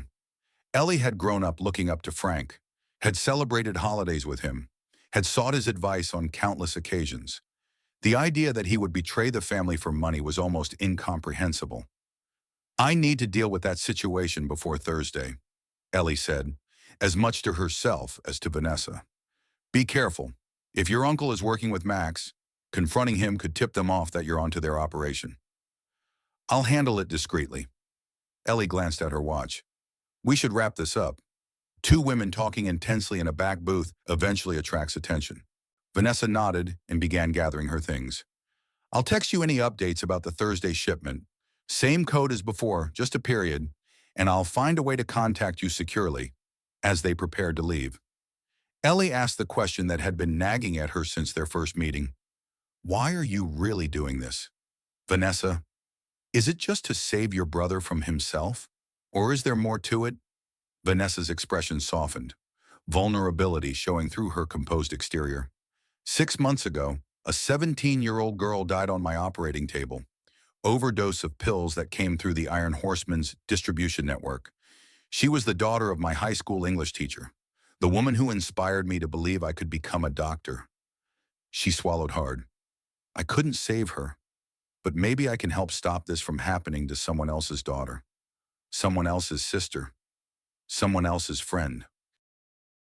The raw honesty in her voice convinced Ellie more than any logical argument could have. Vanessa Davidson might be Max's sister, but her allegiance was to a higher principle than family loyalty. They left the diner separately, Vanessa first, then Ellie after a suitable interval. As she drove home through the quiet streets of Bridgeport, Ellie's mind raced with plans and contingencies. Thursday's shipment represented their best opportunity to gather conclusive evidence against Redline and the Iron Horseman. But first, she needed to address the betrayal within Morgan Transport's own ranks. Frank Wilson had some explaining to do. Tuesday morning dawned gray and drizzly, the weather matching Ellie's somber mood as she prepared to confront her uncle. She had spent half the night formulating her approach, weighing the risks of direct confrontation against the dangers of allowing a compromised insider to continue operating unchecked. She arrived at the Morgan Transport Depot earlier than usual, knowing Frank typically came in around 7 a.m. to review the previous day's logistics reports before the morning dispatch meeting. The security guard at the gate waved her through. Recognizing her truck, the office was mostly empty, the overnight dispatch team having gone home and the day shift not yet arrived. Ellie made her way to Frank's office, a modest space cluttered with files and family photos, including several of Ellie and Robert from their childhood. She had just settled into the chair across from Frank's desk when she heard his familiar footsteps in the hallway. He appeared in the doorway, startled to find her waiting. Ellie, you're in early. His voice carried its usual warmth, but Ellie noted the slight tension in his shoulders, the way his eyes darted briefly to his computer as if checking whether it was on. We need to talk, Uncle Frank, she said. Keeping her tone neutral, he hung his coat on the rack by the door, then moved to his desk chair, his movements deliberately casual. What about if it's the Henderson contract? Robert and I are already working on potential replacements. It's not about Henderson, Ellie interrupted. It's about Redline Logistics and the payments you've been receiving from them for the past 8 months. The color drained from Frank's face, his mouth opening slightly but no words emerging. The reaction was all the confirmation Ellie needed. Why, she asked simply, fighting to keep the hurt from her voice. Frank's shoulders slumped, the facade of normalcy crumbling. It's complicated. Ellie, uncomplicate it for me. Explain why my uncle, who I've trusted my entire life, has been selling out our family business to criminals. He winced at her blunt phrasing. It wasn't like that. Not at first. He rubbed his face with both hands, suddenly looking much older than his 57 years. I got into some financial trouble, gambling, started small poker games, sports bets. Then it grew, before I knew it. I was in debt to some very dangerous people. The Iron Horseman, Ellie guessed. Frank nodded miserably. Max Davidson approached me personally, said he knew about my debts, offered a way out. All I had to do was provide information about Morgan Transport's schedules, security protocols, client lists. Nothing that seemed too harmful initially. Nothing too harmful, Ellie repeated incredulously. They've been targeting our clients, vandalizing our trucks, breaking into our facilities, and you've been helping them do it. I never wanted any of that, Frank protested. They said they just needed the information for competitive purposes, to help Redline gain market share. I didn't know they'd resort to violence. What did you think was going to happen when you got into bed with a motorcycle gang? Uncle Frank that they'd play by gentlemen's rules. Frank's face crumpled, the weight of his actions finally breaking through his rationalizations. I thought I could handle it, that I could feed them just enough information to keep them satisfied without really hurting the company. But once it started, there was no stopping. Each time I tried to pull back, the threats escalated. They know where your aunt lives. Ellie. They've sent photos of her gardening, shopping, visiting her sister, letting me know they're watching. Ellie felt a chill despite her anger. Aunt Martha had been part of her life since childhood, a kind woman who made the best apple pie in the county and never missed sending birthday cards with $20 bills tucked inside. Even when Ellie was deployed overseas. "You should have come to us," she said, her voice softening slightly. "Robert and I would have helped you. How by paying off gambling debts that would have bankrupted the company? By admitting that I'd stolen from our operating funds to cover losses." Shame colored his words. "I couldn't face you. Couldn't face your father's disappointment if he knew." Ellie processed this new information. Frank hadn't just provided intelligence to their competitors. He'd embezzled from Morgan Transport itself. The betrayal cut even deeper.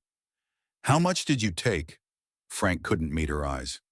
"About $150,000 over 2 years. The figure hung in the air between them, staggering in its magnitude. Morgan Transport operated on tight margins, and a loss of that size would have serious implications for their financial stability. "Does Robert know?" "No. I've been manipulating the books, spreading the losses across multiple accounts to avoid detection." Frank's voice was barely above a whisper now. "I've been trying to figure out a way to pay it back. But the deeper I got with the Iron Horseman, the more impossible it seemed." Ellie studied her uncle, the man who had taught her to drive a truck when she was 16, who had stood proudly at her Army commissioning ceremony, who had helped hold the family together during her father's illness. She wanted to hate him for what he'd done, but all she felt was a profound sadness. "We have two options here, Uncle Frank," she said finally. "You can either help us take down Redline and the Iron Horseman, or I go straight to Robert with everything I know." Frank's head snapped up. "Help you how?" "There's a major shipment coming in Thursday night. Drugs and weapons being transferred through the Redline facility on Industrial Parkway. We need documentation photos, video, shipping manifest with your verification of tampering. Enough evidence to get federal authorities involved. They'll kill me if they find out I've turned on them. They'll kill all of us if we don't stop them," Ellie countered. "This isn't just about Morgan Transport anymore. They're flooding this town with drugs, corrupting local officials, destroying lives. It has to end." Frank was silent for a long moment, internal conflict playing across his features. Finally, he seemed to come to a decision. "What do you need me to do?" Ellie outlined her plan. Frank would continue his regular communications with Redline, maintaining the illusion of cooperation while gathering specific evidence about the Thursday shipment. Meanwhile, Ellie would work with her FBI contact to ensure federal agents were prepared to move in once they had actionable intelligence. "No one else can know about this," she emphasized. "Not even Robert. Not yet. The fewer people who know, the less chance of leaks." Frank nodded, a glimmer of his old determination showing through his guilt. "I can do this, Ellie. I want to make things right." "This doesn't erase what you've done," she said, unwilling to offer easy absolution. "But it's a start." As she left Frank's office, Ellie felt the weight of responsibility pressing down on her shoulders. She had just drafted her uncle into an extremely dangerous operation against a violent criminal organization. If anything went wrong, his blood would be on her hands. But the alternative, allowing the Iron Horsemen and Redline to continue their criminal enterprise while systematically destroying Morgan Transport, was unacceptable. Sometimes the only path forward led straight through the fire. Her phone buzzed with a text from an unknown number. "Need to talk. Come alone. Pete's Truck Stop, 1 p.m. R." The initial R suggested it was from Agent Rivera, but the caution in her veins made her hesitate. She typed back Kandahar. The response came quickly. Village of 400 saved by one stubborn supply officer. The reference to their shared history in Afghanistan confirmed it was indeed Marcus. Ellie relaxed slightly, texting back a simple, "okay," before pocketing her phone. The morning passed in a blur of activity as Morgan Transport continued to recover from the break-in. New security measures were being implemented, schedules adjusted, and drivers briefed on enhanced safety protocols. Robert was in his element, calmly directing the organized chaos with the same leadership skills that had made him an effective Navy SEAL officer. Ellie kept her distance from Frank for the rest of the morning, not wanting to draw attention to their early meeting. She caught him glancing in her direction occasionally, uncertainty and fear evident in his expression despite his efforts to maintain a normal demeanor. At 12:45 p.m., she told Robert she was heading out to grab lunch and check on some delivery logistics at Pete's. He nodded distractedly, focused on a conversation with their head mechanic about reinforcing the truck cabs against potential attacks. Pete's truck stop was bustling with its usual midday crowd when Ellie arrived. She spotted Marcus Rivera immediately, sitting alone in a corner booth, dressed in civilian clothes that nevertheless screamed federal agent, to her trained eye too crisp, too generic, lacking the lived-in quality of genuine truck stop attire. "You stick out like a sore thumb," she commented as she slid into the seat across from him. Marcus smiled wryly. "Occupational hazard. Thanks for meeting me on short notice." Up close, she could see the years had added lines around his eyes. But otherwise, he looked much the same as he had in Afghanistan, tall, solid build, with watchful dark eyes that missed nothing. His black hair was cut short in a style that could pass for either military or law enforcement. "What's so urgent?" she asked, keeping her voice low. Marcus glanced around to ensure no one was within earshot. "Your situation with Redline and the Iron Horsemen? Turns out we've had them on our radar for months as part of a larger investigation into prescription drug trafficking across the Midwest. Your information could be the breakthrough we've been waiting for." Ellie felt a surge of validation. "So you'll take action?" "We're preparing to, but we need concrete evidence linking specific individuals to the illegal shipments, particularly this colonel figure you mentioned. He's been a ghost in our investigation. Everyone references him, but no one seems to know his real identity or can provide a clear description. I have a source who says there's a major shipment coming in Thursday night at the Redline facility on Industrial Parkway. Prescription opioids stolen from a Chicago warehouse, plus military weapons." Marcus's expression sharpened. "That matches intelligence we've gathered from other sources. If we can document this transfer happening, with clear identification of the participants in the contraband, we'd have grounds for multiple federal charges." "I can get you that documentation," Ellie said confidently. "No," Marcus replied immediately, his tone leaving no room for argument. "This is not a civilian operation. We have trained agents for this kind of surveillance. Your trained agents aren't familiar with the local layout, don't have established cover identities in Bridgeport, and would be spotted the minute they start poking around." Ellie countered, "I've been delivering to that industrial park for years. No one questions a Morgan Transport truck in the area. It's too dangerous." "Ellie, these people have already demonstrated they're willing to use violence. If they catch you gathering evidence against them, they won't catch me."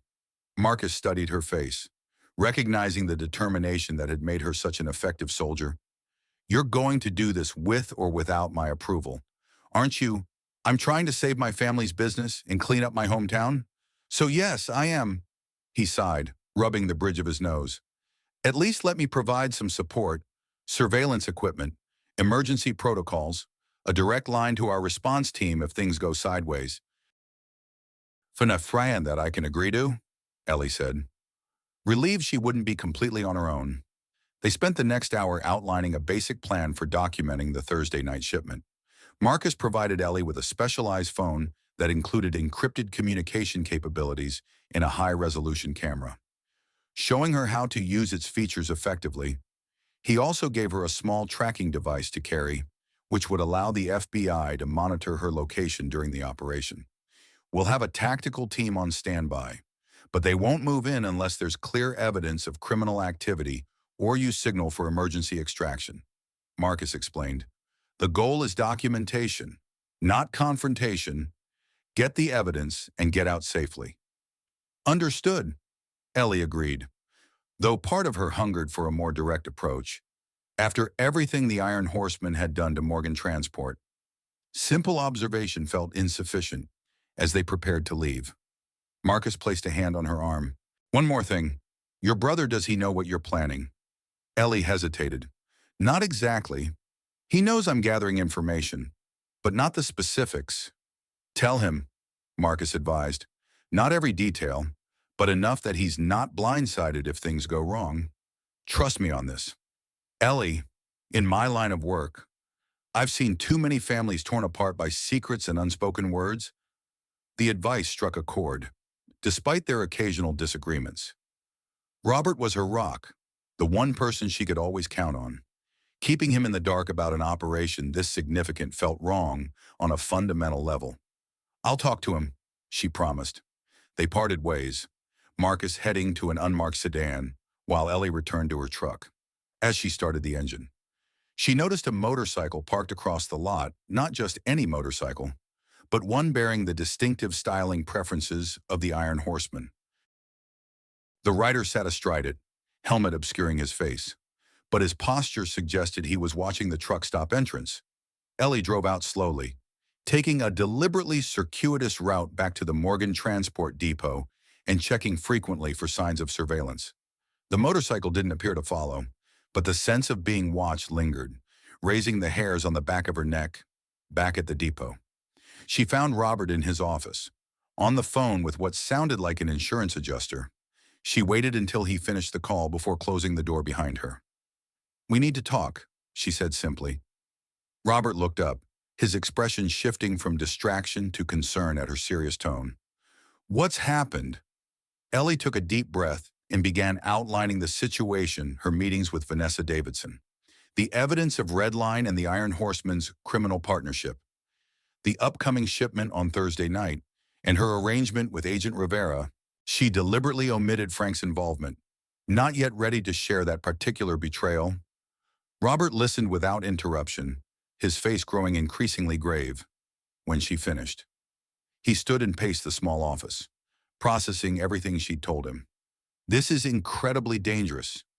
Ellie, he said finally, you're talking about gathering evidence against armed criminals who've already demonstrated they'll use violence to protect their interests. I know the risks.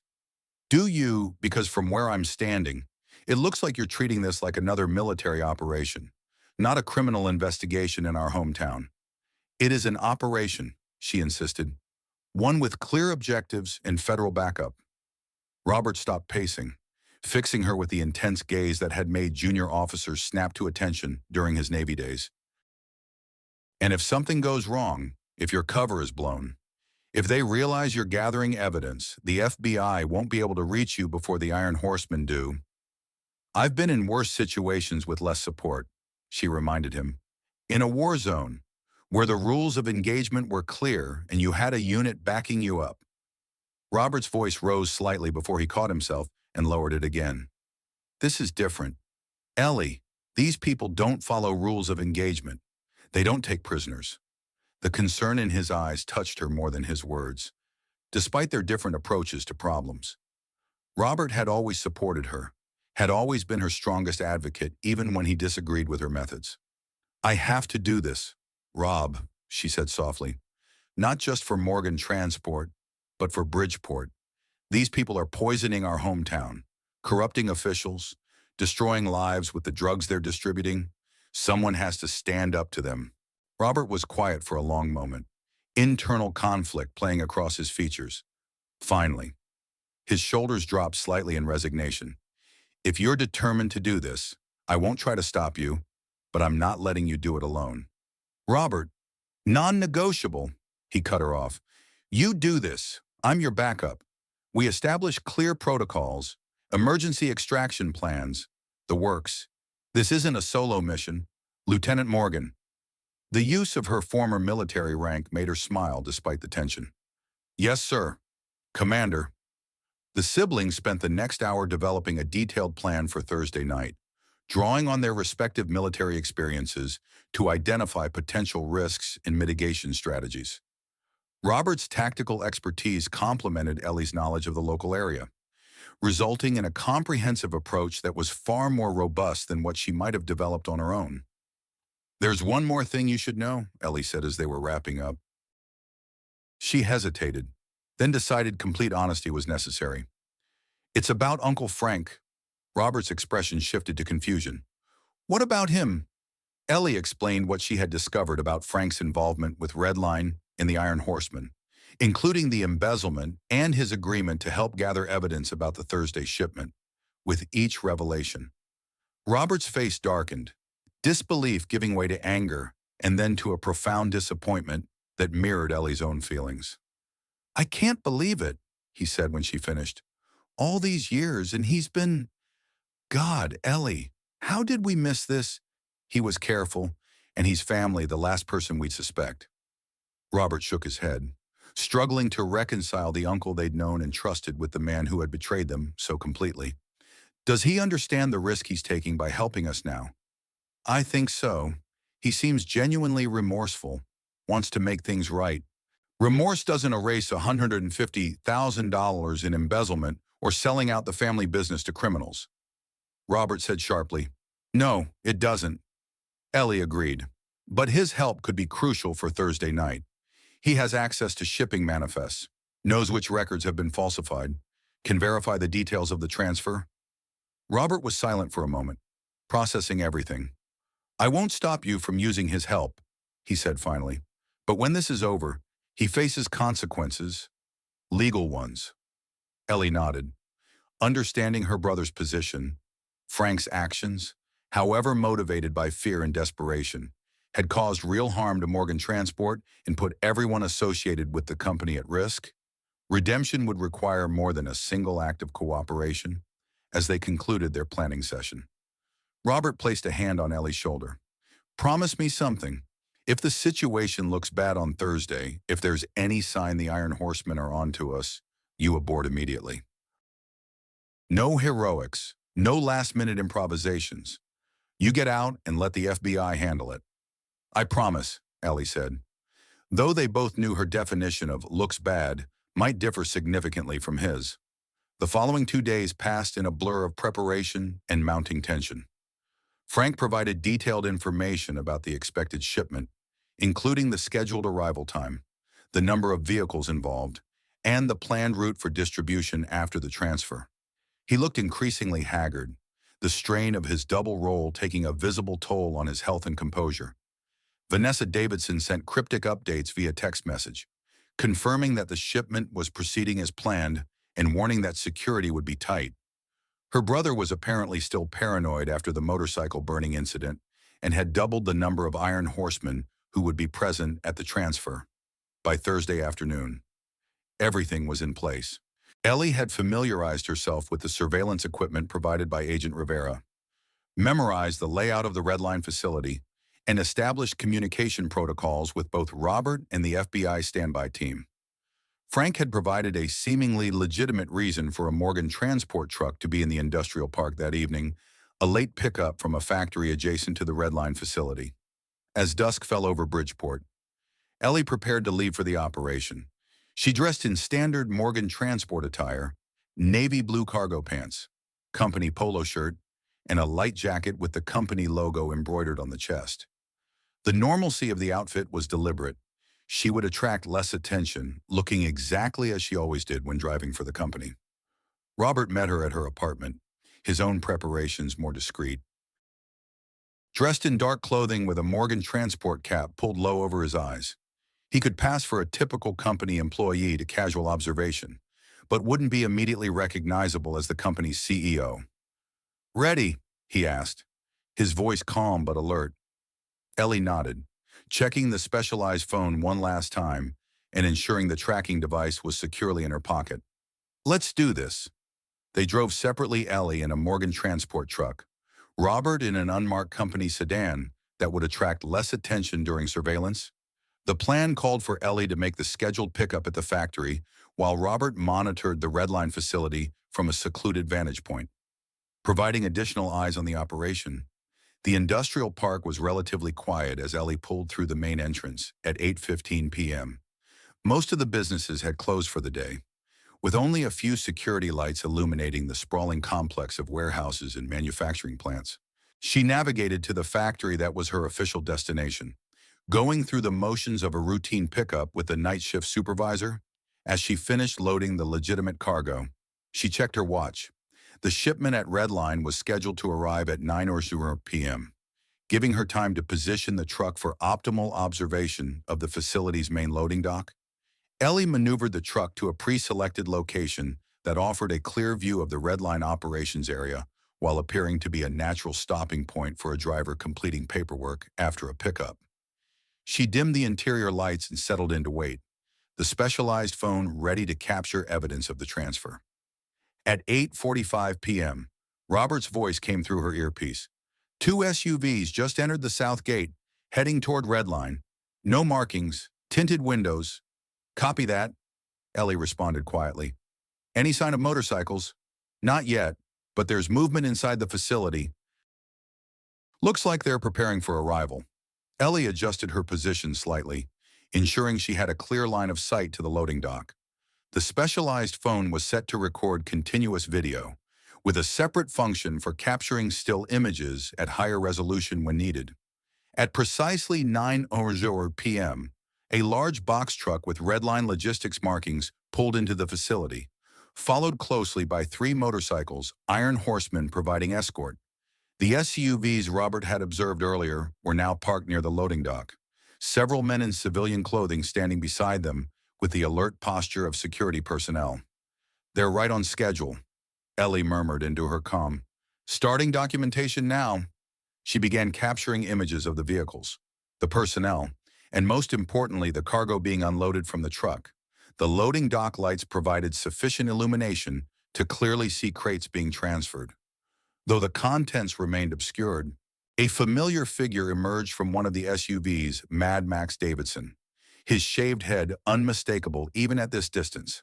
He supervised the unloading operation, occasionally gesturing forcefully to direct his men.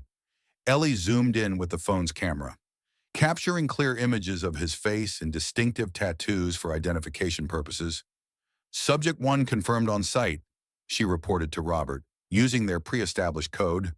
Overseeing the transfer directly. Copy that, came Robert's response. Be advised, additional motorcycles approaching from the north entrance. At least 5 riders. Ellie felt her pulse quicken. That was significantly more security than they had anticipated. Understood. Continuing observation. The unloading process continued methodically, with crates being transferred from the Redline truck to the SUVs under Mad Max supervision. At one point, a crate was dropped, the corner breaking open to reveal packages wrapped in plastic consistent with drug shipments Ellie had seen documented in police training materials during her time in Afghanistan. She zoomed in, capturing clear images of the exposed contents and the hasty efforts to repack and secure the crate. This was exactly the kind of evidence they needed: direct visual confirmation of contraband being handled by identifiable members of the Iron Horsemen and Redline personnel. We've got confirmation of contents, she reported quietly. Visible packages consistent with drug shipments being loaded into the SUVs. Good work, Robert replied. FBI team is standing by. They're estimating another 10 minutes before they're in position to... His transmission cut off abruptly, replaced by the sound of a scuffle and a muffled curse. Robert, Ellie called, keeping her voice low but urgent. Robert, come in. Silence. Ellie's blood ran cold. Something had happened to her brother. She scanned the area where she knew he had been positioned, but in the darkness, she could see no movement or disturbance before she could decide on a course of action. Her phone buzzed with an incoming text from an unknown number. We have your brother. One chance to save him. Come to the loading dock. Alone. No FBI. Horror and rage surged through her in equal measure. Somehow, they had known about the operation, had identified Robert as surveillance, and had moved to neutralize him. The question of how they knew was secondary to the immediate crisis. Her brother was in the hands of people who wouldn't hesitate to kill him. Ellie pressed the emergency signal on the tracking device, alerting the FBI team that the operation had been compromised. but she knew they were still at least 10 minutes out, possibly more. Robert didn't have that kind of time. She had promised him no heroics, no last-minute improvisations, but that was before they had taken him hostage. Decision made. Ellie slipped out of the truck, staying low and using the surrounding vehicles and equipment for cover as she made her way toward the Red Line loading dock. Her military training kicked in, automatically assessing sightlines, identifying potential threats, moving with the silent efficiency that had kept her alive in hostile territory. As she approached the facility, she could see more clearly what was happening. Robert was on his knees near one of the SUVs, hands bound behind his back, a large iron horseman standing over him with a gun pressed to his head. Mad Max paced nearby, his expression a mixture of fury and satisfaction. Ellie paused behind a stack of shipping pallets, assessing the situation.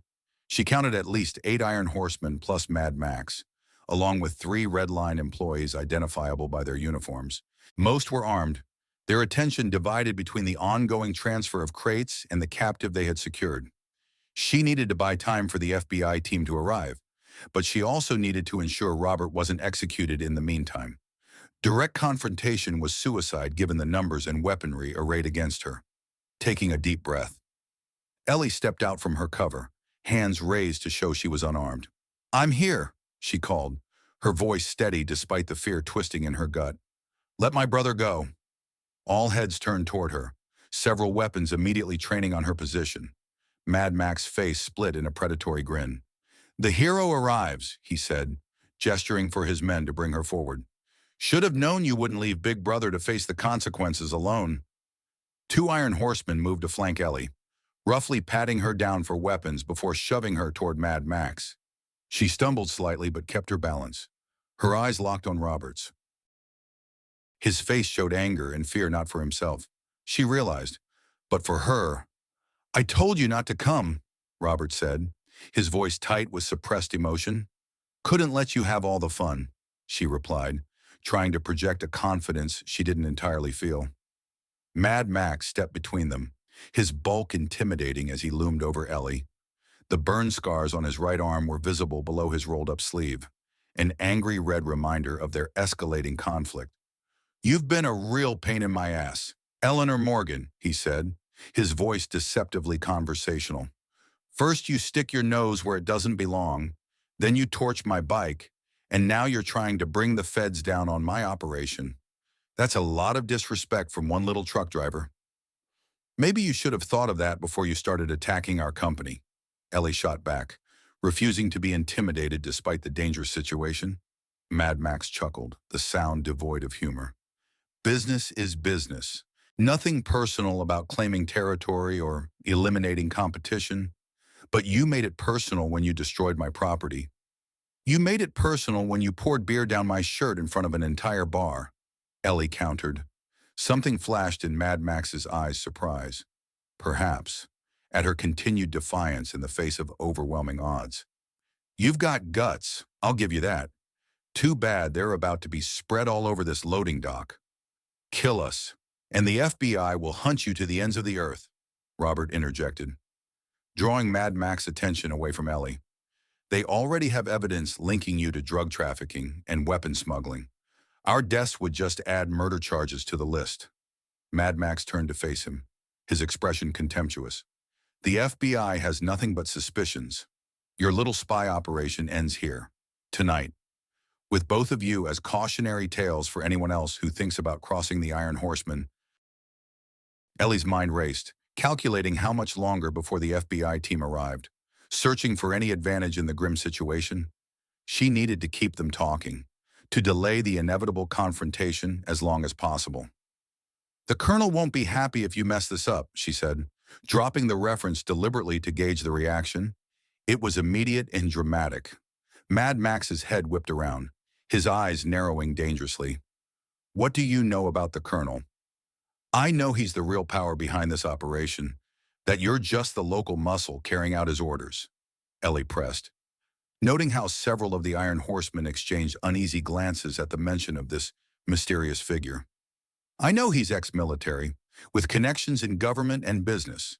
And I know he won't appreciate his careful plans being disrupted by a reckless biker with anger management issues. Mad Max's face darkened with rage.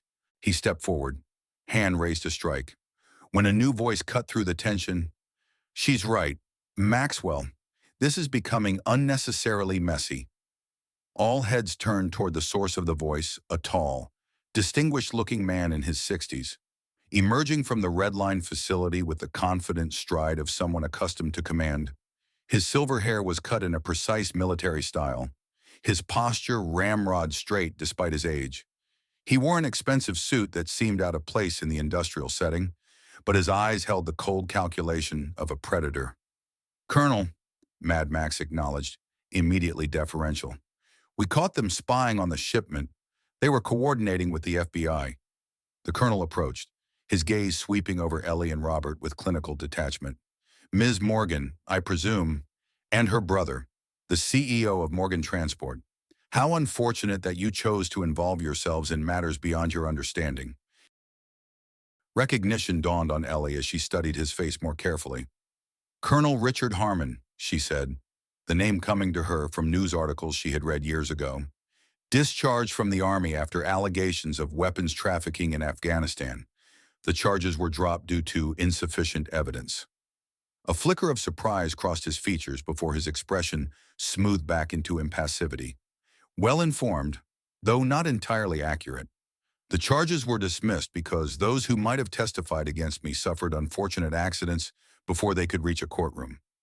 The casual way he referenced orchestrated murders sent a chill down Ellie's spine. This was a man who viewed human lives as mere obstacles to be removed when inconvenient. "The FBI will be here any minute," she said, trying to project more certainty than she felt. "This entire area is under surveillance."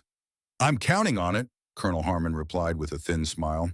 "By the time they arrive, they'll find a tragic scene: two siblings who stumbled upon a drug deal gone wrong, caught in the crossfire between rival criminal elements.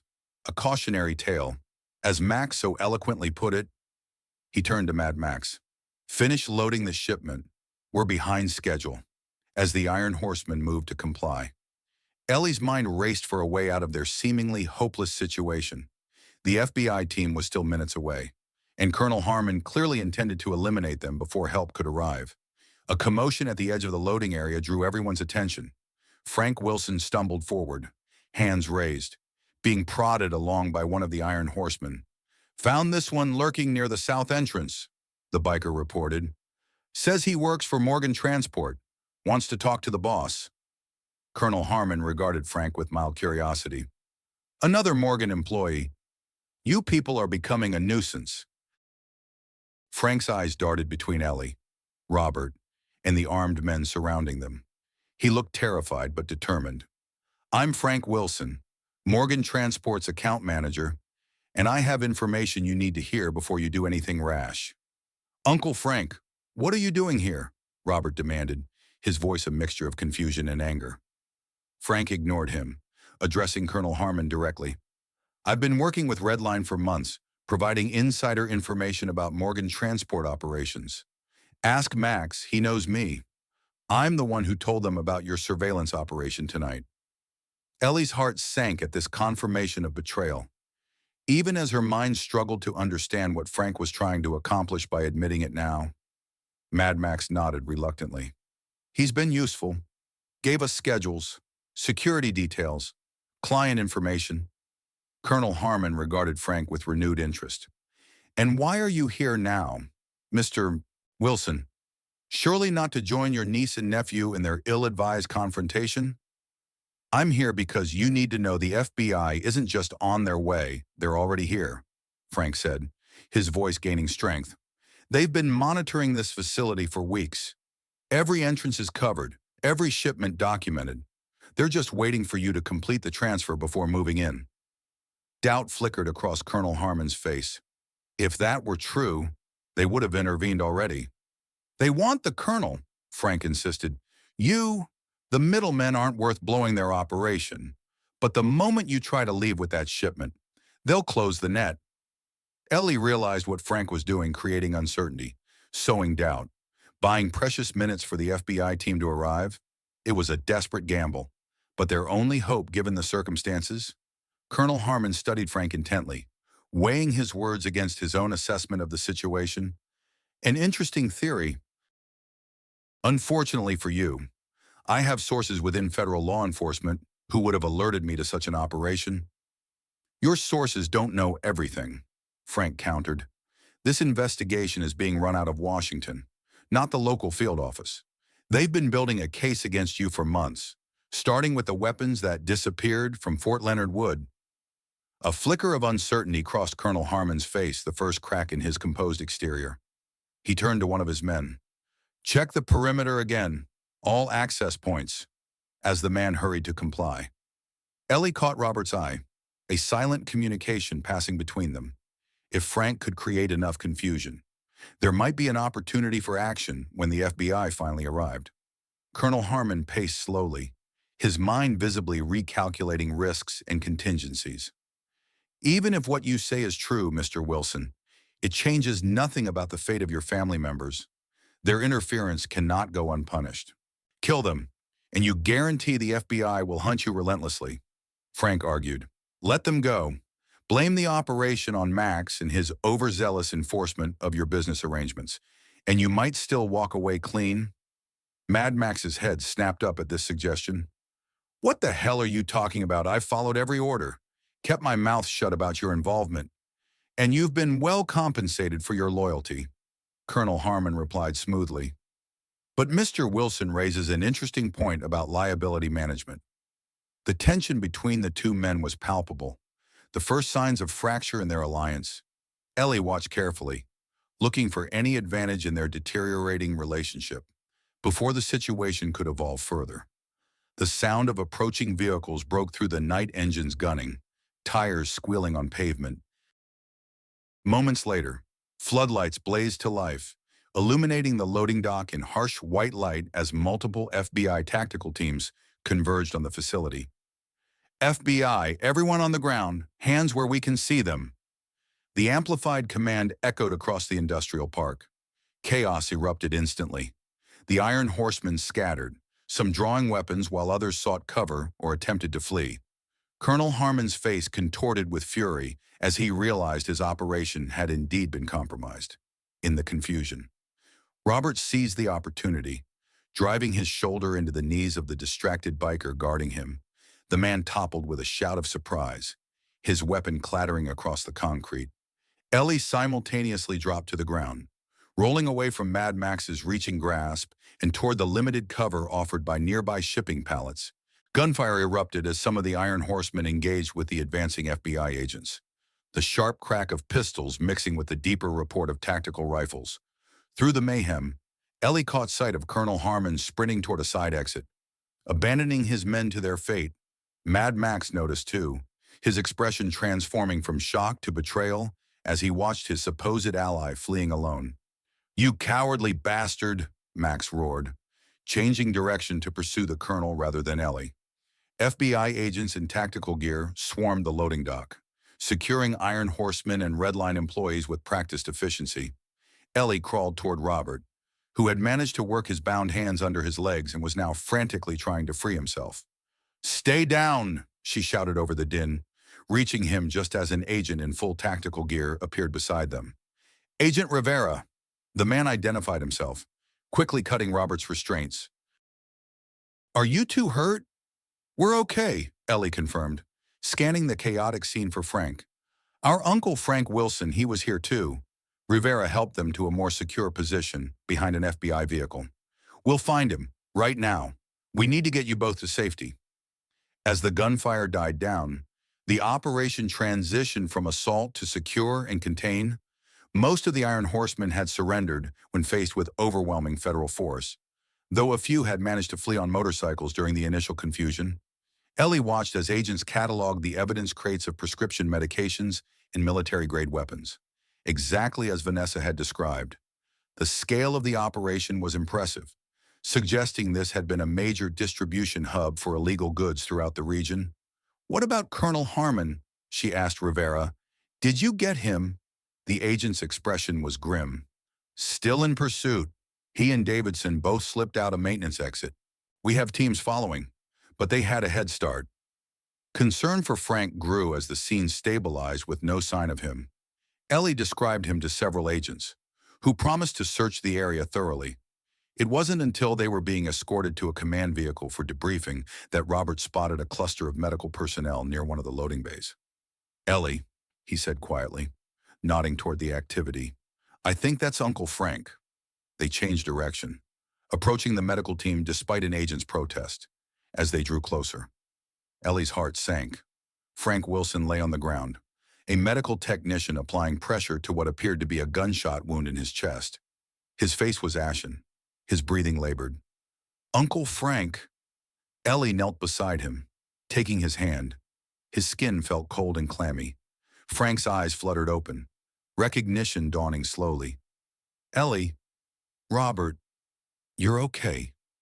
"Thanks to you," Robert said, his earlier anger giving way to concern. "Just hang on, they're getting you help." A faint smile crossed Frank's lips. "I had to make it right after everything I did wrong." "Save your strength," Ellie urged, seeing the amount of blood soaking through the bandages despite the medic's efforts.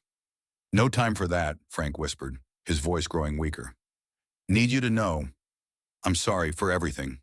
The Colonel, he threatened Martha when I tried to back out, said he'd make her disappear." "We know," Robert assured him, gripping his other hand. "We understand." Frank's gaze grew unfocused, his breathing increasingly labored. "Tell Martha I love her and that I tried to do the right thing. In the end," the medical technician looked up at them, her expression grave. "We need to move him now if he's going to have any chance." As they prepared to transfer Frank to a waiting ambulance, he squeezed Ellie's hand with surprising strength. "The Colonel!" he gasped. "Don't let him get away with it. He'll just start over. Somewhere else." "We won't," Ellie promised, her throat tight with emotion. "We'll make sure he answers for everything." Frank nodded slightly, then his eyes closed as unconsciousness claimed him. The medical team worked with swift efficiency, loading him into the ambulance and speeding away. Sirens wailing into the night. Ellie and Robert stood watching until the vehicle disappeared from sight, the weight of the night's events settling heavily upon them. Their conflict with the Iron Horseman and Red Line had exacted a terrible price, perhaps the ultimate price, if Frank didn't survive his injuries. Agent Rivera approached, his expression sympathetic but professional. "We need your statements while the details are fresh, then we'll get you somewhere safe for the night." "What about Mad Max and Colonel Harmon?" Ellie asked, unable to set aside the thought of them escaping justice. "Every law enforcement agency in a 100-mile radius is looking for them," Rivera assured her. "They won't get far, especially with the evidence we've secured tonight. Their organization is finished." As they followed Rivera to the command center, Ellie's phone buzzed with an incoming text. She checked it discreetly, finding a message from Vanessa Davidson. "Max in custody at Bridgeport Memorial. Crashed his bike during pursuit. The Colonel still at large. Be careful he won't forget who exposed him." Ellie showed the message to Robert, who nodded grimly. At least one piece of the puzzle had been resolved, though the most dangerous player remained free. The debriefing took hours, with FBI agents methodically documenting their statements and correlating them with evidence seized during the raid. Dawn was breaking by the time they were released, escorted to a hotel where federal agents would provide security until the immediate threat was assessed. In their adjoining rooms, neither Morgan's sibling found sleep easy to come by despite their exhaustion. They sat together in Ellie's room, television on low in the background, processing the night's events. "Do you think Uncle Frank will make it?" Robert asked, voicing the question that had been haunting them both. Ellie wished she could offer reassurance, but the memory of Frank's pallor and the severity of his wound made optimism difficult. "I don't know. The medics were working hard, but it looked bad." Robert nodded, his expression somber. "Whatever happens, he tried to make amends at the end. That counts for something." "It does," Ellie agreed, "though I wish it hadn't come at such a cost." They lapsed into silence, the weight of recent events too heavy for casual conversation. The television droned quietly. Local morning news beginning to report on the major law enforcement operation at the industrial park. though details remained sparse. A soft knock at the door brought them both to alert attention. Rivera's voice called through. "It's Agent Rivera. I have an update." Robert opened the door, revealing the tired but composed FBI agent. "What's happened?" "Frank Wilson is in critical but stable condition after surgery," Rivera reported, knowing this would be their first concern. "The doctors are cautiously optimistic, though the next 48 hours will be crucial." Relief washed over both siblings. Frank might still survive to face the consequences of his actions, but also to truly make amends and rebuild what he had broken. "And Colonel Harmon?" Ellie asked. Rivera's expression tightened. "Still at large, but we've identified his vehicle and have roadblocks established on all major routes out of the region. It's only a matter of time." He hesitated, then added, "There's something else you should know. Vanessa Davidson was taken into federal custody this morning. She's been cooperating fully, providing detailed information about the entire operation." "Is she being charged?" Ellie asked, surprised by the news. "That's still being determined. Her cooperation is significant, and there's no evidence she was directly involved in illegal activities, but she did have knowledge of them, which complicates her situation." After Rivera left, promising to return with any significant developments, Ellie and Robert tried again to rest. As Ellie drifted toward an uneasy sleep, her thoughts turned to the future of Morgan Transport. The company had survived a direct assault from powerful enemies, had weathered betrayal from within, and had emerged damaged but intact. Rebuilding would take time regaining clients' trust, replacing damaged equipment, healing the emotional wounds inflicted on their employees. But the Morgan family had never backed down from challenges. From her grandfather's first truck to her father's expansion to their current fleet, perseverance through adversity was woven into the company's DNA, with that thought providing a measure of comfort. Ellie finally surrendered to exhaustion, knowing that whatever challenges tomorrow brought, she and Robert would face them together just as they always had. Epilogue, 3 months later. The winter sun cast long shadows across the Morgan Transport Depot as Ellie finished her pre-trip inspection of her truck. The company had undergone significant changes since the October raid that had dismantled the Iron Horseman and Redline logistics operation, with Redline's criminal activities exposed. Many of their former clients had returned to Morgan Transport, drawn by the company's renewed reputation for integrity and reliability. Robert had seized the opportunity to modernize their fleet and security protocols, positioning the company for sustainable growth in the coming years. Frank Wilson had survived his injuries. Though his recovery had been slow and complicated, he now faced legal consequences for his embezzlement and cooperation with criminal enterprises. But his actions during the raid had earned him consideration from prosecutors. A plea agreement would likely result in a shorter sentence, possibly with provisions for continued medical care given his condition. Ellie closed the hood of her truck, satisfied with its readiness for the cross-country haul ahead.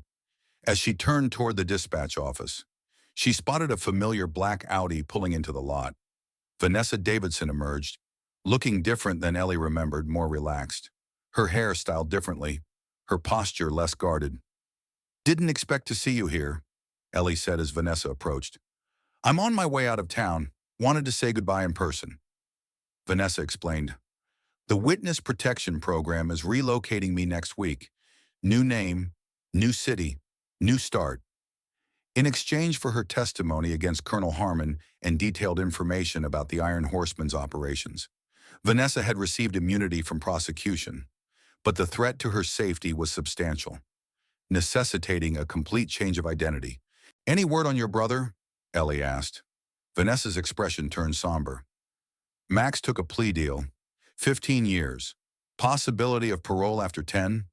The prosecutors might have pushed for more, but his military service and some evidence of PTSD worked in his favor." And the colonel. This had been the one loose end that troubled Ellie most. Richard Harmon had evaded capture in the immediate aftermath of the raid, disappearing with the efficiency one would expect from a former military intelligence officer. "Caught trying to cross the Canadian border last week," Vanessa said, a note of satisfaction in her voice. "Apparently, He had accounts and property already established under an alias. He almost made it, but an alert Border Patrol agent recognized him from the bulletins. Relief washed over Ellie. The architect of so much destruction would finally face justice for his crimes. "So it's really over," she said, almost to herself. "This chapter is," Vanessa agreed. "For all of us," she extended her hand. "Thank you, Ellie, for believing me when you had every reason not to, for taking action when others might have looked the other way." Ellie shook her hand firmly. "Thank you for having the courage to stand against your own brother when you knew what he was doing was wrong." As Vanessa drove away toward her new life, Robert joined Ellie in the parking lot, clipboard in hand as usual. "Was that Vanessa Davidson?" he asked, watching the Audi disappear down the road. "Yes, saying goodbye before witness protection relocates her." Robert nodded thoughtfully. "Brave woman. Making that kind of choice can't have been easy." "No easier than rebuilding a company that was nearly destroyed," Ellie observed, glancing around at the bustling depot. "But we're doing it." "That we are," Robert agreed with a smile. One day at a time, as they walked together toward the dispatch office, Ellie reflected on the journey that had brought them here. What had begun with a humiliating confrontation in a bar, beer poured down her shirt by an arrogant biker, had escalated into a conflict that threatened everything she valued. Her impulsive retaliation, gasoline poured on a motorcycle, had set in motion events that exposed a criminal enterprise and ultimately strengthened the family business she had fought to protect. The road ahead would have its challenges, but Eleanor Morgan had never been one to shy away from difficult journeys. After all, that was the essence of being a trucker, facing the open road with determination, skill, and the courage to keep moving forward. No matter what obstacles appeared on the horizon,